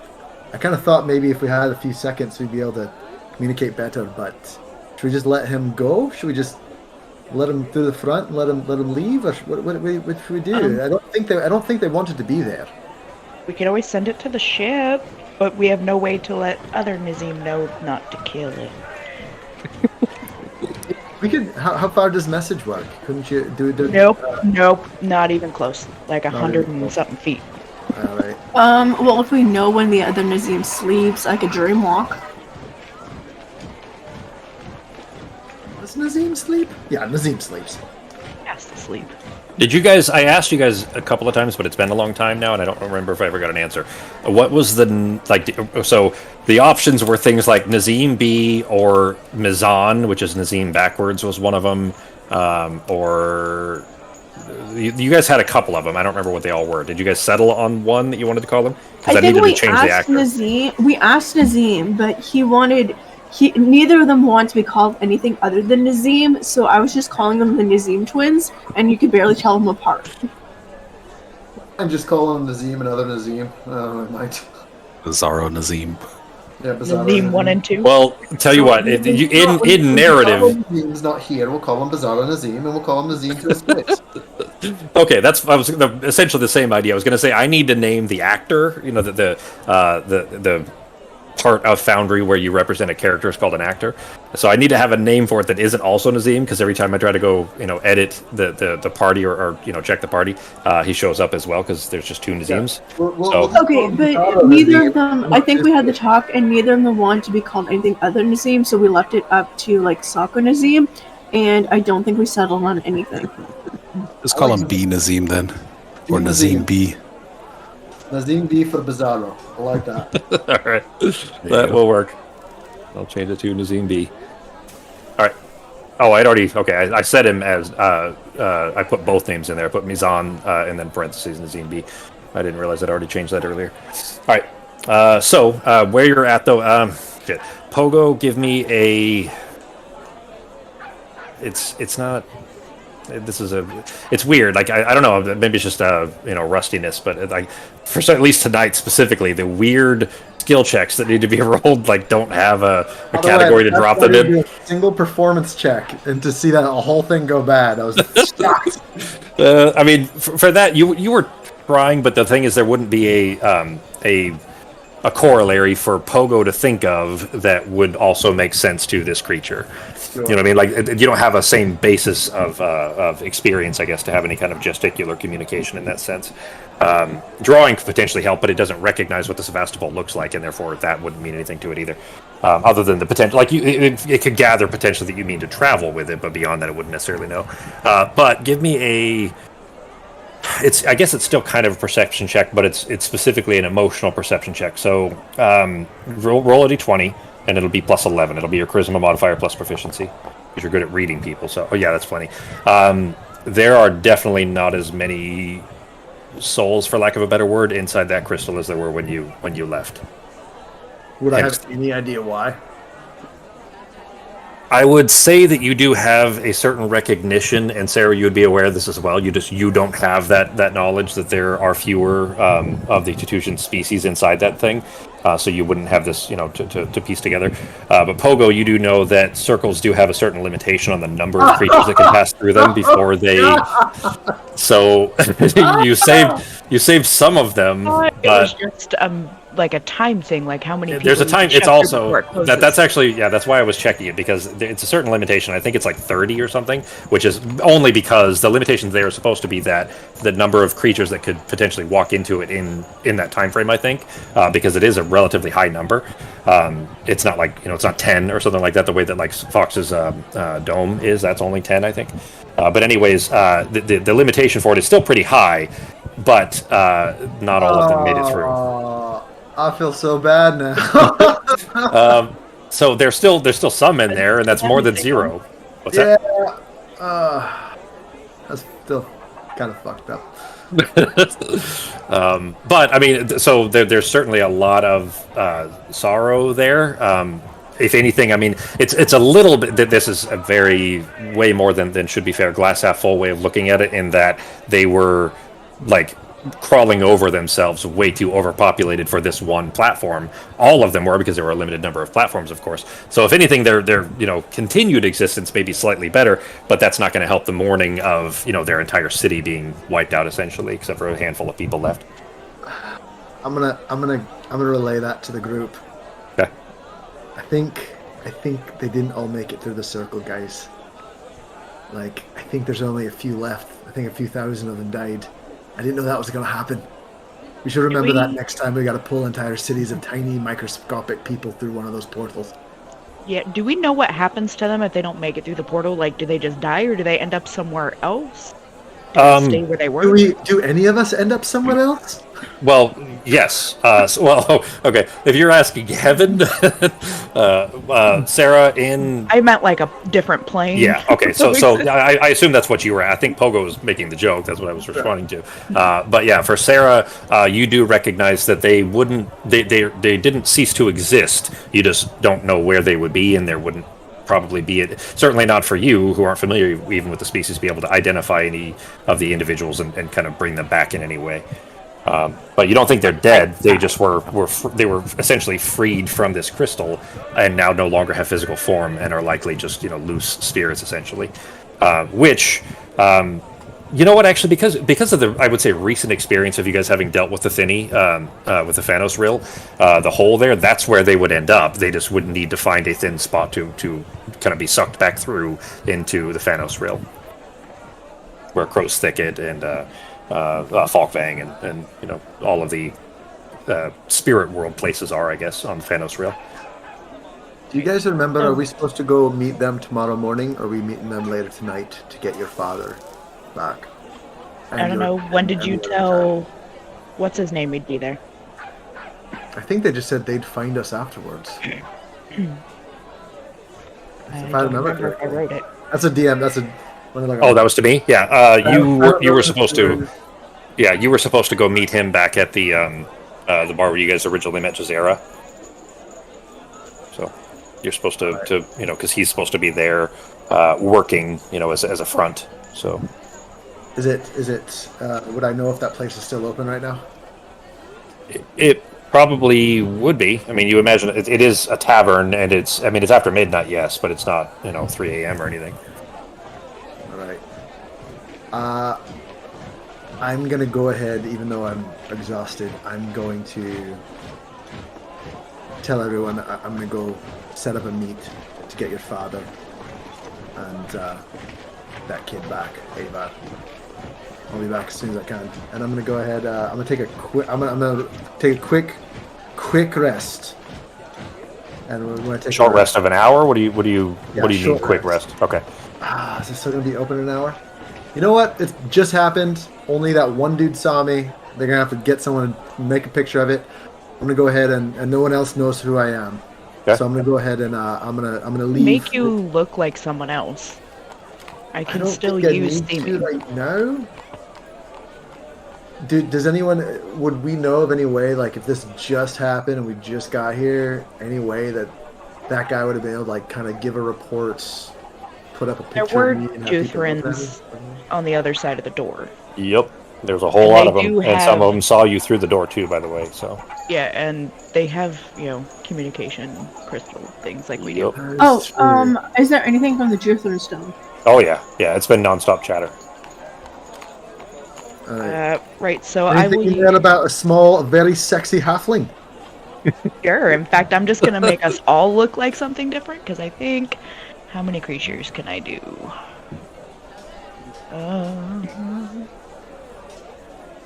Can I name this guy RoboCop? I can make you 1 foot taller or shorter. Real quick, while you're doing that, while you're thinking over modifying Pogo, you having just come back down the stairs and kind of investigating the thing as you guys are having this discussion, the trees and the beam and everything. Hortensia comes down as well. She looks at this, RoboCop, for lack of a better term at the moment, Titusian that is in the basement, and then looks back at the stairs and she says, "How is he going to get out of here?" Don't worry, we've already thought about that. We're gonna have to send him to the ship. Yeah, I mean, we'd probably send all of us to the ship. Well, no, we still have stuff we gotta do in town. Yeah, but here. I only have so many times I can get us back and forth through this circle, because it takes stuff. In theory, can the Titusian duck a bit? No. Looking at it. Yeah, I was gonna say I could send it through a tree to like one of the trees near the ship, but we don't know where the ship is either. Well, we told him to land in a specific spot, right? Well, it's cloaked. It's above. He's floating above the city. Right. Yeah, out northeast of the city. Mind. Yeah, but you do have a circle. I don't know if you guys are forgetting this, but you have a circle on the Sevastopol that you can teleport straight to. Right. Okay. Well, yeah, we have to do that. Now, the basement doesn't have room for a second circle, so there's already one here, and it's not that big of a place. There isn't room to draw another 10-foot circle on the. What are the walls? What are the walls of the basement like? Probably Want to draw a gypsum. circle on the wall? And is this a basement that's actually underground, or is this a basement that's like a lower level but not completely underground? I mean, the majority of it is. There is a small window that's up, basically right at the ceiling. So there's probably 2 feet of space between the ground and the ceiling. And we're in the middle of the city. Like there's buildings around us on each side. You're on it's not a busy highway, but it is an important street. Yes. Could I draw a circle on the wall? You've never tried. You do know that the circle doesn't have to be horizontal. In fact, you guys. We It just has to be flat. You fell out, exactly. Yeah, you fell out of one and almost were crushed by Norok because one had, that had been previously horizontal, had been ruined and fell sideways. So you definitely could. It's not that you probably wouldn't be able to get the full 10 feet, but it would be, enough that you'll have to draw, a foot of it on the floor and then 9 feet of it up the wall, kind of a thing, potentially. 8 or 9 feet up. I mean, I can do that. I got 1/4 left. Well, we don't have to do it right now. We can do it in the morning. Can I help you with the spell? Because how we were practicing to the other spell? Yeah, it doesn't. Sarah doesn't have to be the only one to infuse it. Anybody else can help with the infusion. Okay, well, I'll help infuse it if you want to do it now. Yeah, and it takes an hour, but it doesn't burn any spell slots. Yeah, if you do it for free. Yeah, for free, that's an hour. If you do it with a 4th level spell slot, it's 1 minute. Or up to 4 spell slots. If we want to do that, but we should probably send maybe someone with him to the ship. What if we just send a note? We really should let him know. I don't trust him. What is he? Pin it to him with a magnet? No, just give the Titusian a note and here. We could point out Nazim. They look identical. Just be give the note to Nazim after you walk through the circle. Man. Imagine trying to explain that to somebody who can't speak the same language. Yeah, that's going to be a great challenge. We're going to need a warm handoff if we do this. But we don't have to do it right now. It's fine. I'm going to do this. Take an evening. Here, I'm going to use that to contact other Nazim B. You have to go to sleep for that as well, don't you? I have to trance for it. Okay. Well, yeah, for you it'd be trance, yeah. All right. So that's what you're doing. I'm gonna be heading to schedule a meet. I think it's best if we do it in the morning. I know it's gonna be a few more hours, but it will give everyone time to prepare for whatever happens.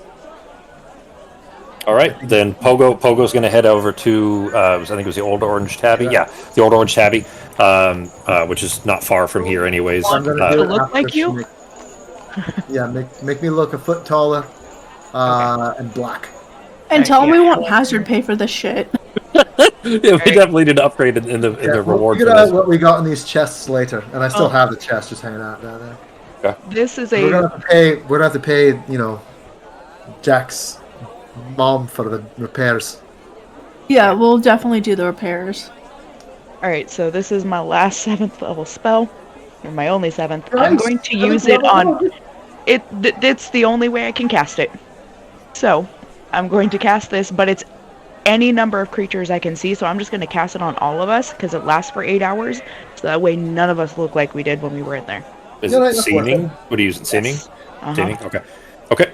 Alright, for now, I'm not going to worry about everybody's individual changes, unless you guys have some other, breaking and entering you guys want to do tonight. But at least for Pogo, then, yeah, that's fine. So basically, if it comes up, we'll discuss that. But for now, basically, if it becomes necessary. But yeah, if you're just going to do everybody, if a certain individual comes up, we can discuss it then. But then the Tatujan, it does not look like a Tatujan at the moment. That's not. I guess you know what it is. It is an undead creature for in a very limited sense. So I would say that you can change it, but the change would only affect the crystal, not the armor. Okay, then never mind. All right, so just not going to put it on him. Well, if I can make it so that way it looks like the crystal, not like the crystal that's in there. So sure. Can I make it like super? Well, no, because I can only camouflage it or something. It does have. It has a vent that it can lift to cover the crystal. But it can't communicate. It can't do the beam thing with you guys if it's covered. All right, yeah. So we'll just make it look different. Okay. Not shining out light or anything like that. I guess to make it try to, look inanimate or something. All right, Justin. That's what I want to look like. A badass black dwarf fighter guy. All right. Then, so Pogo is headed towards the Old Orange Tabby. Which is, it's an inn as well, so there are definitely going to be people there, and that you can make it in, and talk to somebody. Arteme is sitting down to do Dream, which he has to trance a little while for, so she'll probably be, 30 minutes as well. Well, after I'm going to help Sarah do a bit of, infuse some stuff, and then do Dream on before we send him through. Yeah, so you do Dream, so you can contact them, and then I still have my 4th level if I need to send him. Or we could just take an hour and do it afterwards. Okay. Whichever, I'll try and help. I'll do both, the Dream and the help. Well, the Dream in that case, would need to go first, because the circle won't last if you put it up before that, so... Okay, so I'll do the Dream first. All right, so that's going to take about a half hour. We'll say that both Pogo, it's going to take you probably, 10 minutes to get there, a few minutes to talk and then 10 minutes back type of thing, Pogo, so we'll save the half hour for both of you. What is Norak doing for that time? Probably just going to probably get something to eat, actually. Get her back. All right, so, Justin. All right, you head upstairs. There's some leftover spaghetti from your guys' feast that you had like 3-4 hours ago. The ramen and roast food. So there's still some left over of that you managed to munch down. Your shoulder's probably hurt by now from holding a building up for half an hour. But otherwise it's still, bleeding in a few places and so on, but you're not, in dire straits or anything at this point. Okay. Obviously the rage has fallen by now. How about Nazim? Nazim actually is going to go back to that book with the spells in it, and take a moment to now since he has time, because we have about half an hour or so. Yeah. Take 30 minutes to really go through the book in detail, see if there's anything that I can take from that book, or possibly share with the group. So if something in that book may be useful to others in their spell slots or whatever it might be. See if there's anything I can pull from it, and maybe deep dive a little bit deeper into the letter that I also read. Okay. If anyone is around me, maybe kind of get their insight to see if they could piece that together with the whole love note situation. You know what? I'm going to point something out there because I want to make sure that everybody recognizes the inference, I suppose. I would say that in the quiet now, looking back over that letter that you called a love letter, that's not what it is. That's what it looks like on the surface. But you and Sarah, really all of you, especially having been recently near Athene, recognize that what was happening there is parasitic in nature. It's not reciprocative, if that makes sense. Specifically, true love like me and that Faye, that fairy creature. Right. Sparkle said, yeah. Me and Sparkle can have something very, very good. Good luck with that. Well, Sarah and Arteme were able to see her for what she actually looks like. So Pogo still thinks she's beautiful, not a a weird little monster. But Nazim, looking over it now in kind of the absence of the stress of the moment in the basement there, you recognize that what was described there, although to the writer looked like what you think or what you were thinking there of it being a love letter, that's not the case at all. This is clearly something that came out of the thinny and is like feeding off of him, is the impression that you get from it. So the wording of it says she came from a cold, empty place where no one cared about her, and now she's here and we'll be together forever. She's all I ever wanted. She loves me, blah blah blah. I feel her love in everything she does to me, even when it hurts, especially when it hurts. The thing that came through was obviously something, like I said, of a parasitic nature that came through that thinny, and he saw her sitting in a field type of thing. Think more horror movie like succubus type thing than like I said, a reciprocative, just normal girl type of thing. And you are not very tolerant of the BDSM community, my friend. I mean, maybe that's what the guy's into. I don't know, but maybe to be clear, he's obviously enjoying it, but he doesn't necessarily recognize that he's being fed upon by something, and that's what the note looks like to anybody who's reading it from outside of his own perspective. Do we have any other pieces of that note? Well, it's funny that you say that, actually, because let me point something else out there. Specifically because Pogo left it in the basement, he said that he put that chest down. There are papers that are stuck underneath it that Pogo had grabbed alongside with that, when he was in the other room down there in that basement. And those pages look exactly like the same kind of pages that were in the spell book that you grabbed. Same style of vellum, same kind of age and shape. It looks like there's a page that's been torn out of the spell book that you have that Pogo had grabbed from the same place. I put the story together, find out who this succubus is. But it's amongst Pogo's things, so I mean, Pogo left him in the basement, but it's up to you if you're gonna, read his text messages like that. Yep. All right. So you cut out there, Sokka. Hello. Try again. Yeah. Okay. You were about to say something and then you cut off. Yep. Does Nazim know about those pages? You can see them on the floor. Can you hear us, Sokka? Yeah, you're cutting it out. Yeah, type in the chat when it's cleared up, or when you're going to say something there. We'll give it a second to clear up. We'll jump over to Pogo real quick then. Pogo, you make your way over. I can kind of hear you. Can you hear me? Yep. All right, now it looks like you're... Yeah. Okay, you were cutting out to us. Is it clear again? Nope. The magic of technology, everybody.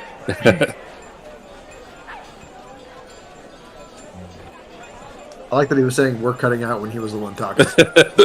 I mean, from that perspective, you know how it is. All right, so jumping over to Pogo real quick, you make your way over to the Old Orange Tabby. You do see, I wouldn't say you recognize her, but you did see her once before. A lady behind the bar. She was previously behind the bar. Right now, she's wiping down tables as you walk in. I don't believe I've met you before. I'm Myra. This is the Old Orange Tabby. I don't have much in the way of rooms for the night, but I can probably find something for you. Yeah. I'm actually just looking for a man with the golden eyes. Where is he at? I'm just gonna look around. You must mean Garup, the Gleeman? You're looking for him? Yeah, that's the little brother. I just need to talk to that man. He probably won't be in until probably lunchtime or so, but you're certainly welcome to... I'm doing this voice. Do you feel racist? There's a bad choice of voices. So I'm just going to not do that one anymore. So he won't be in until lunch tomorrow? That's usually about when he shows up, but you're certainly welcome to, like I said, the rooms, I don't have my best, but I can sure find something for you.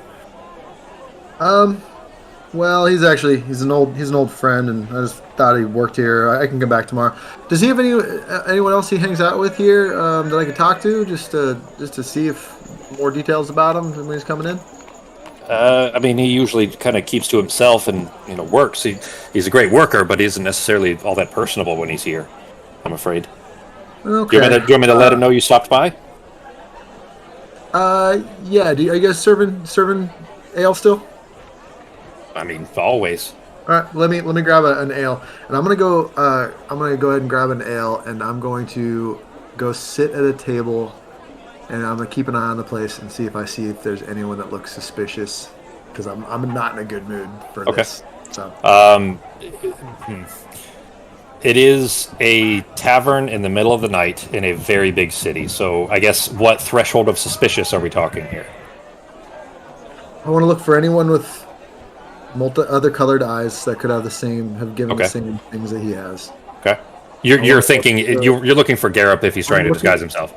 I'm looking for either Garrop if he's trying to disguise himself, or I'm looking for anyone that looks like they would have been part of.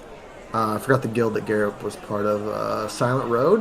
Mm-hmm. I want to see if there's any obvious signs. Okay. Kogo would probably just know.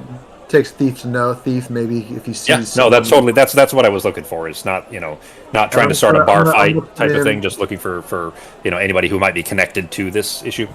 Yeah. I mean, is a beer just like a silver? No, like 5 copper.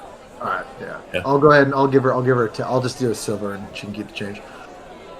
And she drops it off. I mean, let me know if you want some refills. This will certainly buy a few. Sure. And she goes back to wiping tables down. I'm gonna go sit, and I'm gonna take 15 minutes while I sip on this beer. Maybe 20 minutes, just looking around. All right. I just want to tell people that I did my diligence. All right. Give me a perception check with advantage.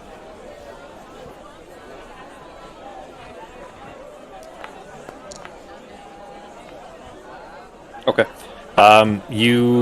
There's a guy that's over by the fireplace, and he's dripping. Like he's got a cloak and a hood pulled over his head, and he's dripping. It was clearly, it's not raining outside, but he was obviously soaked somehow. That is kind of leaned back in a chair near the fireplace and trying to dry off. Essentially, he's the only one that stands out because you can't see his face. Everybody else looks just tired, or I guess looks in place. He's the only one that could potentially be suspicious, but you can't see his face, so you can't tell for sure about the eye situation there. But apart from that, he's not acting suspicious. He's basically just kind of sitting there and kind of rubbing hands over his arms, trying to push off as much of the water as he can off of this cloak. That's about it. All right. Sure. All right. So we'll jump over to back over to Nazim. Nazim, you were starting to say something there. You can see Pogo's chest that he had set down, and it's just a little wooden chest, relatively simple. It is overflowing with jewelry, like platinum and gold. It looks there's probably a lot of money value there. And then there are some pages that are kind of crunched up underneath it that he had clearly grabbed while grabbing the chest, and they're just sitting on the floor. Yeah, I was actually going to say, does Nazim see those pages? And if so, can we put all 3 of those together to piece together the story so we can maybe figure out who this potential succubus is, or just get some more information on the sapping of this poor man? Sure. I'll tell you that the note doesn't look like it came out of the spell book. The note that you have, the thing that you called a love letter, that didn't come connected with the spell book at all. That's not it is potentially relevant in that it was in all of Darrell's notes, and clearly important because it was torn from a book of some sort.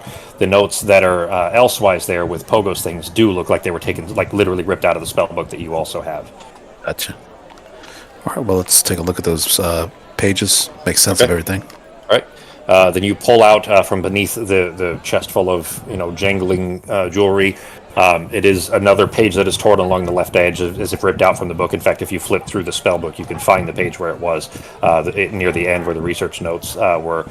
This one doesn't have a date or anything on it, but I would tell you that you recognize it as being like a research log of sorts. Sarah and Arteme would definitely be able to flat out just tell you that this is, like a researcher's notes. It is written in informal Moorish, which is just common Vabian, what an everyday person would write in. And it is the first line is clearly the end of a sentence from a previous page, which if you look back, you can see it kind of continues from the previous notes in the spellbook there. So basically, it's just the end of that. And this whole book up to that last line there is all written in one person's handwriting. including the spells which are written in the more formal Moorish. But anyways, this as soon as you have this last line, and this last line on this page says, "Will be attempted on the morrow with great excitement and trepidation in equal measure." And then after that, there's kind of an open space for a second, and then it says below that in different handwriting, and this is somebody else who is writing in Hespera's spell book, right? Because you've seen the name on there, and it says, "These records were the work of my mentor Hespera. I hope for someone to continue her research as she cannot because she is dead. The thinny rift we were examining did not react well to our last experiment. We believed ourselves prepared for whatever demonic manifestations it may produce, but sadly we were not. Well versed in the forces that magic can produce, Sage Hespera was surprised by an alteration and a deviance. That which previously had to be coaxed was now a flood that must be staunched. The Phenosian rill itself is bleeding out through the thinny, and she drew too much, expecting resistance, but there was none, and her body suffered the brunt. Tread carefully in studies of new matters, for I cannot unsee the end of her." And then the rest of the page is filled in with symbols and sketches of what look like drawings of like a ritual containment circle. Each of them, there's 4 of them, and each of them there's like a big bold X that is drawn above it angrily. So we can assume that those we all are get that, class? not working. Yeah, I was about to say that we're sharing that with everybody here. Well, right now it's only Nazim that's down there. Arteme is dreaming. Sarah's trying to, or at least beginning, I guess, to draw the circle. Norak is upstairs eating cold ramen. So waiting until Arteme is done with her dream before I start doing the circle. Okay. All right, so I guess well, in that case, then Sarah's not otherwise busy, so you could share it with her. Yeah, I'll share with her, but I'll just kind of organize everything together and put together little cliff notes of what's going on here, and I'll fill everybody in next time we're all together. Okay. Would you mind if I borrowed that book for just a... Can I look through that book? Of course. Awesome. I'm going to cast comprehend languages. Okay. Yeah, because you wouldn't be able to read it otherwise. Yeah. Yeah. All right. So, what are you looking for in particular? Well, it's a spell book, so I'm gonna look for some spells. Okay. You do see Dimension Door. You see Misty Step. You see Planar Travel. There are. I mean, it's almost all. Certainly, the vast majority. There's some basics in there, including some cantrips.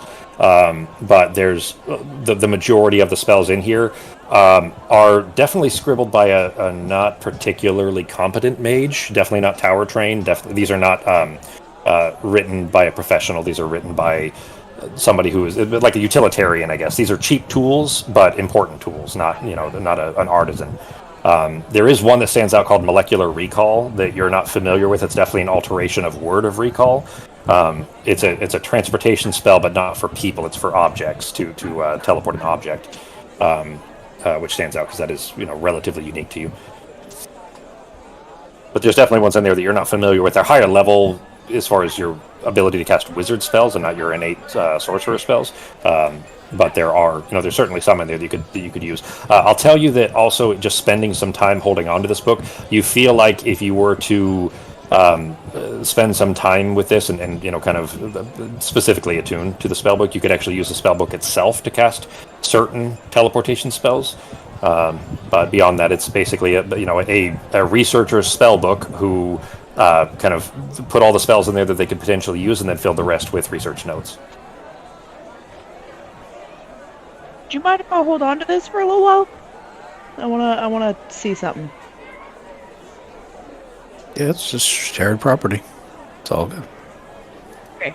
I'm gonna try to attune to it just to get a feel for what kind of spells would be available to whoever attuned to it. Do I get the feeling like it has to be a magic user that attunes to the spellbook? Yeah, it would. They would require spell slots to be able to use it. Okay. So the person has to be able to attune to magical energies. The spell book itself doesn't contain those. It just allows you to kind of use your own energies to cast a spell for you. Okay. And Arteme's dream thing was going to take like at least an hour? 30 minutes. 30 minutes. Yeah. All right. And I'm not going to do it yet. All right. You're not going to do the attunement right now, you mean? Yeah. All right. Because I want to be able to cast the circle when she's done if I need to. The other spells that you see in there, you see Arcane Gate, Misty Step, Plane Shift, Teleportation Circle, which you already have, the regular version of Word of Recall, as well as molecular recall. And there's another spell in there that looks very familiar to you, and in fact, I would say that it's familiar enough that you immediately recognize it. It's a weaker version. You're not able to use it; it's too high level for you. But it is a weaker version of the ancient gate spell that you found in the tomb at Kafunamat in the pyramid. Ooh. Okay. It's like the regular, like the modern version of that, I guess is how I would say that, not the very ancient, powerful version that you gave to Cord Xantilus. Okay. Okay. All right, then we'll jump to Arteme real quick. Arteme, you have to spend probably a good 10 minutes just rushing through Fenarathis as much as you can, or through the dental reel rather, alongside Fenarathis until you make it to the place at which you expect Nazim B to be, knowing that he is outside of the city there. You do find him. He is confused. He doesn't understand what's happening there, and you don't know that he even can. He's never been in this place before, and you summoning to it is certainly disorienting. But he is aware that it's you. He just assumes this is a dream, and kind of confusedly staring in your direction, but not really focusing on you. Like his vision is blurred. Okay. Well, I'm going to tell him that it definitely is a dream, and I'm just trying to communicate to him that we're sending somebody to him, and not to kill it. Not to kill it? Is it dangerous? And you see fear begin to fill into his eyes, and you can tell that the dream for him is beginning to look more sinister and dark, and he's starting to get scared, like this is turning into a nightmare. Okay, well, we're just sending something to him to the ship, and it's not dangerous. Well, we free... Oh, man. Oh, that was not the time to stumble and not be certain of what you're saying. So keep in mind, you having traveled through the dream, thousands and thousands and thousands of times, realize that it is what you see it as, and it's different for everyone. So for him, this is turning into a terrifying experience. You're telling him that you're sending him a nightmare, while in a nightmare. So go ahead. just recognize, I guess, that So I'm going to tell him that we freed Tututhin, so it's basically souls trapped within, like, a living armor, or, like, they're piloting the armor is more of a way of putting it, and that we freed them and we're sending them here through a circle because we can't keep them where we have it right now. Give me a persuasion check with disadvantage. Oh my gosh.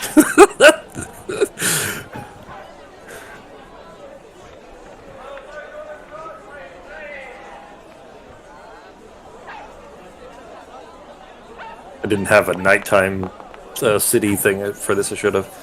Not getting a lot of dogs barking with a 5. He begins to reach towards his face and is like covering his eyes and like beginning to claw almost at his face with his hands. He's terrified. This is clearly turning into a nightmare. I'm gently. You're sending him souls. He doesn't understand what's happening. Okay, I'm gently gonna go to him and like take his hands off his face and be like, okay, this is a dream world. I'm only using this to communicate it with you because we didn't have any other way of messaging you. But we are sending somebody through the circle to the ship. And I'll draw a picture of actually it's a dream world, so I'll just conjure up a miniature of it. Yep. And show them what we're sending, but it's going to be a lot bigger. And it means you no harm as long as you mean it no harm. We haven't really found a proper way of communicating with it because it is an undead, but we're trying to not kill it because we freed it. You're sending him undeads. You're sending him thousands of spirits. They're undeads. Yes, we're sending him some undeads. You realize that communicating to that one in a confused state would conjure up images that are going to make this communication harder. Okay, but that's why I'm showing him an image of what we're sending to him. It's fine. He's still going to wake up. This doesn't, like, you're not trying to harm him, so it doesn't do damage or anything. I mean, you can with that spell, but the intent will still be, coming across. Is just certainly a lot of confusion and fear in his face at the moment. That's funny. They put like a historic filter over that. I'm going to try and reassure him before I leave the dream. Okay.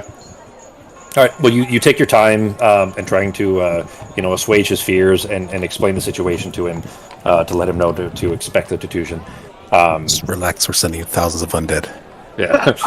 Yeah, that's like it wasn't necessarily the way it was expressed. It was more, there was a couple of keywords in there that would create panic in someone who's already panicked, especially in a in a nightmare situation. I'm not really good at this. Okay, I'm not good at communicating with people. I'm also but going to that's suitable for Artemis anyway. So okay. Yeah, I'm also going to send Sai with Sai along too, just so it helps calm him, I guess. Okay. At least he would see a figure he recognizes as non-hostile coming through along this. Okay. All right. Like a comfort tool there. Yeah, so I'm going to indicate that I'm also going to be sending Sai through. Okay. All right. Well, you have that very awkward and somewhat ineffective communication with him. You feel like it came across. He understood at some point, but it did take some time, obviously, of trying to. I guess the dream world can be like a bit of a confusion for some people when they haven't been in it before. So yeah, he'd never been, obviously, and the. But doesn't he sleep? Don't they dream? It's not the same thing. One, you're an elf, and are more, especially for Monodoran elves, are more familiar with that, and they don't necessarily. Well, they don't intentionally. They can be pulled into it, but a natural dream is not the same thing as being in the dental realm. So. Oh, okay. Sorry.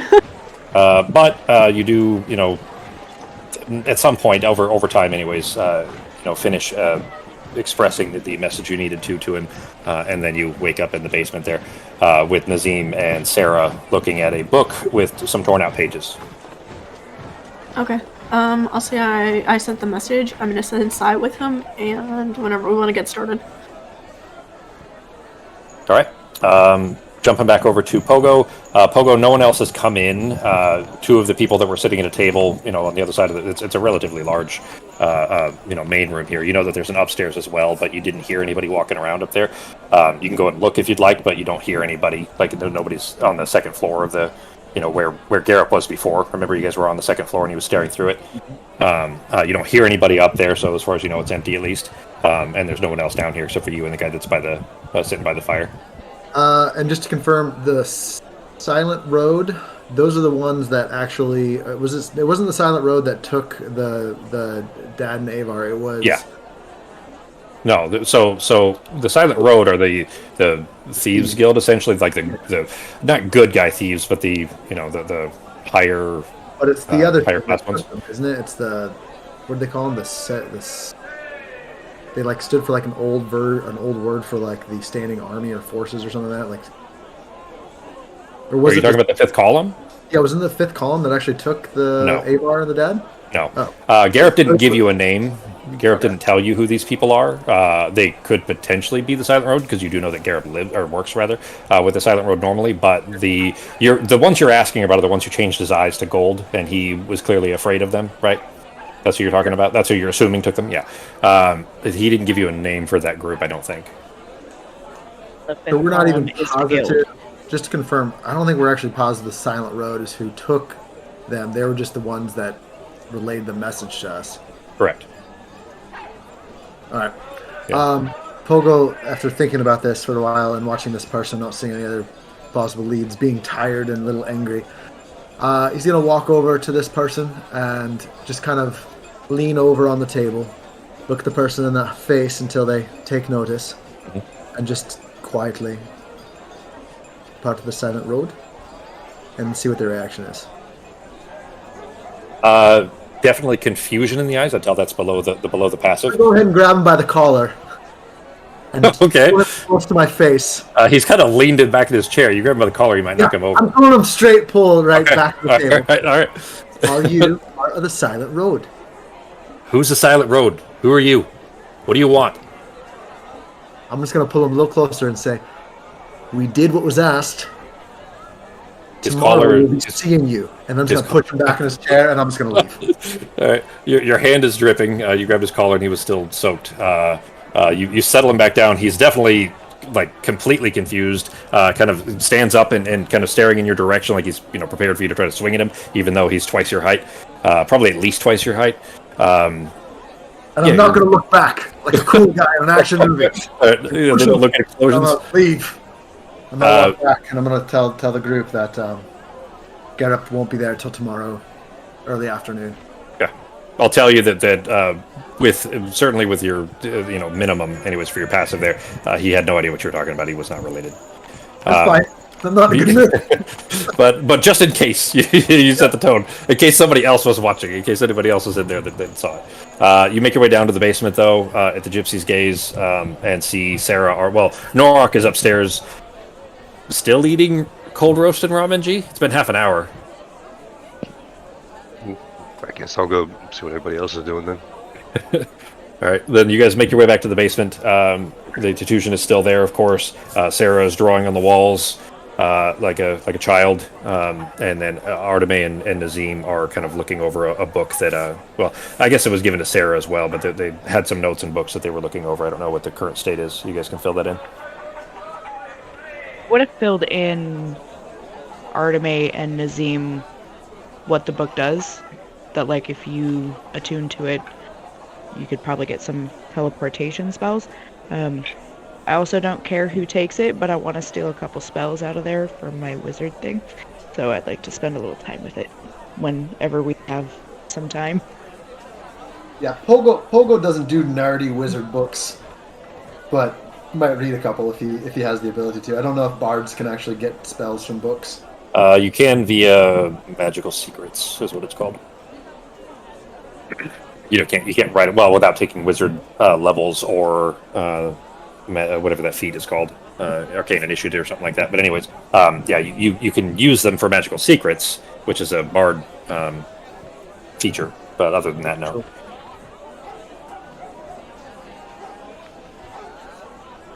All right. Anybody else have anything else to do at the moment for the evening? Because what we'll do here is we'll wrap up and do levels, and then we'll kind of pick up here because this is a good spot where I can, prep. Pogo, if Sarah has a minute, Pogo would like to take a second to apologize about her father and let her know that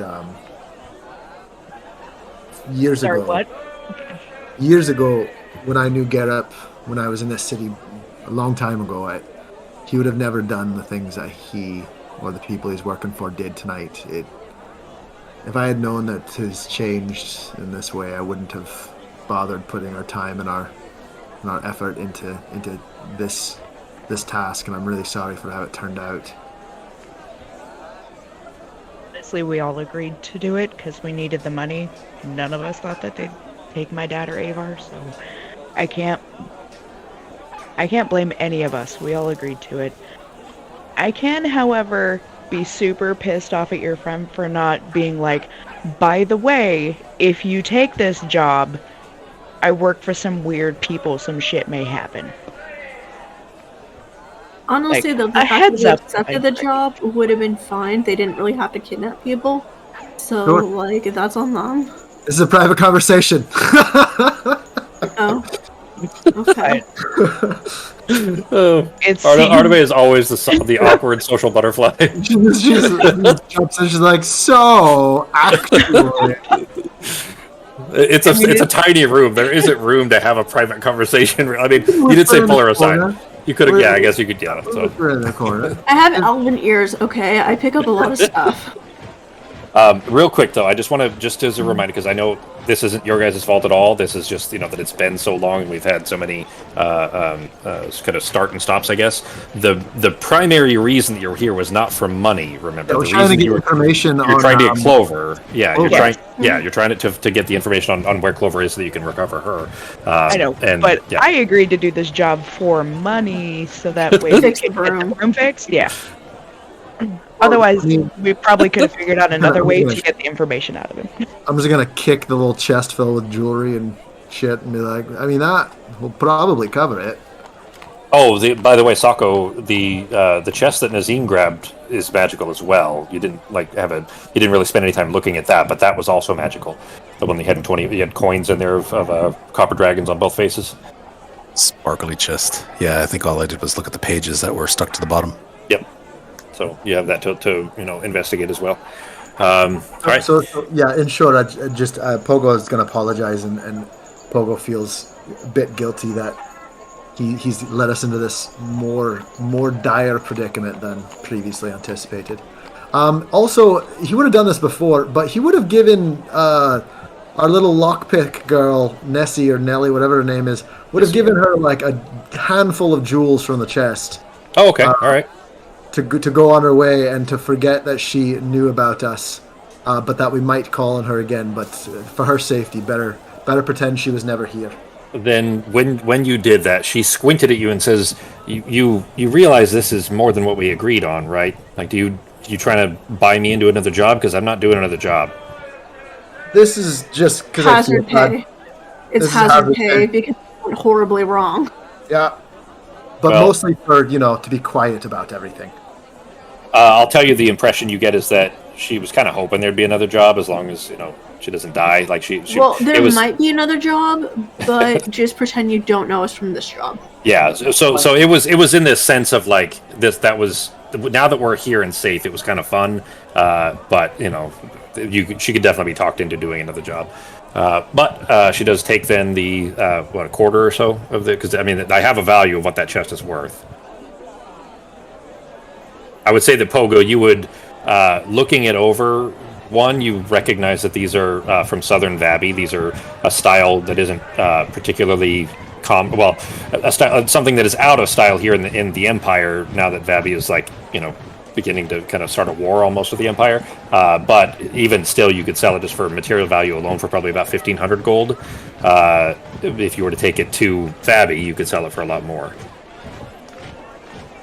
I mean, we can send some of a handful out of the chest. It's not a shitload. Just it'll be okay, not a quarter. All right, then a handful. All right, a pogo-sized handful even. All right, now that you have dollar values, maybe a little less, but. all right. So you give her a good chunk of the money out of it then. Value of it, let's say. All right, then anything else you guys want to attend to now before we do levels and wrap up, or do you want to go ahead and call it here? Sarah's just gonna let Pogo know not to feel bad about it, because it's not his fault, and she appreciates that he apologized. And she promises not to kill his friend on sight. But she can't make any promises for the people he works with if they do something to her dad. Bad. All right. Then we're good. All right. Okay, then in that case, let me get everybody's sheets pulled up.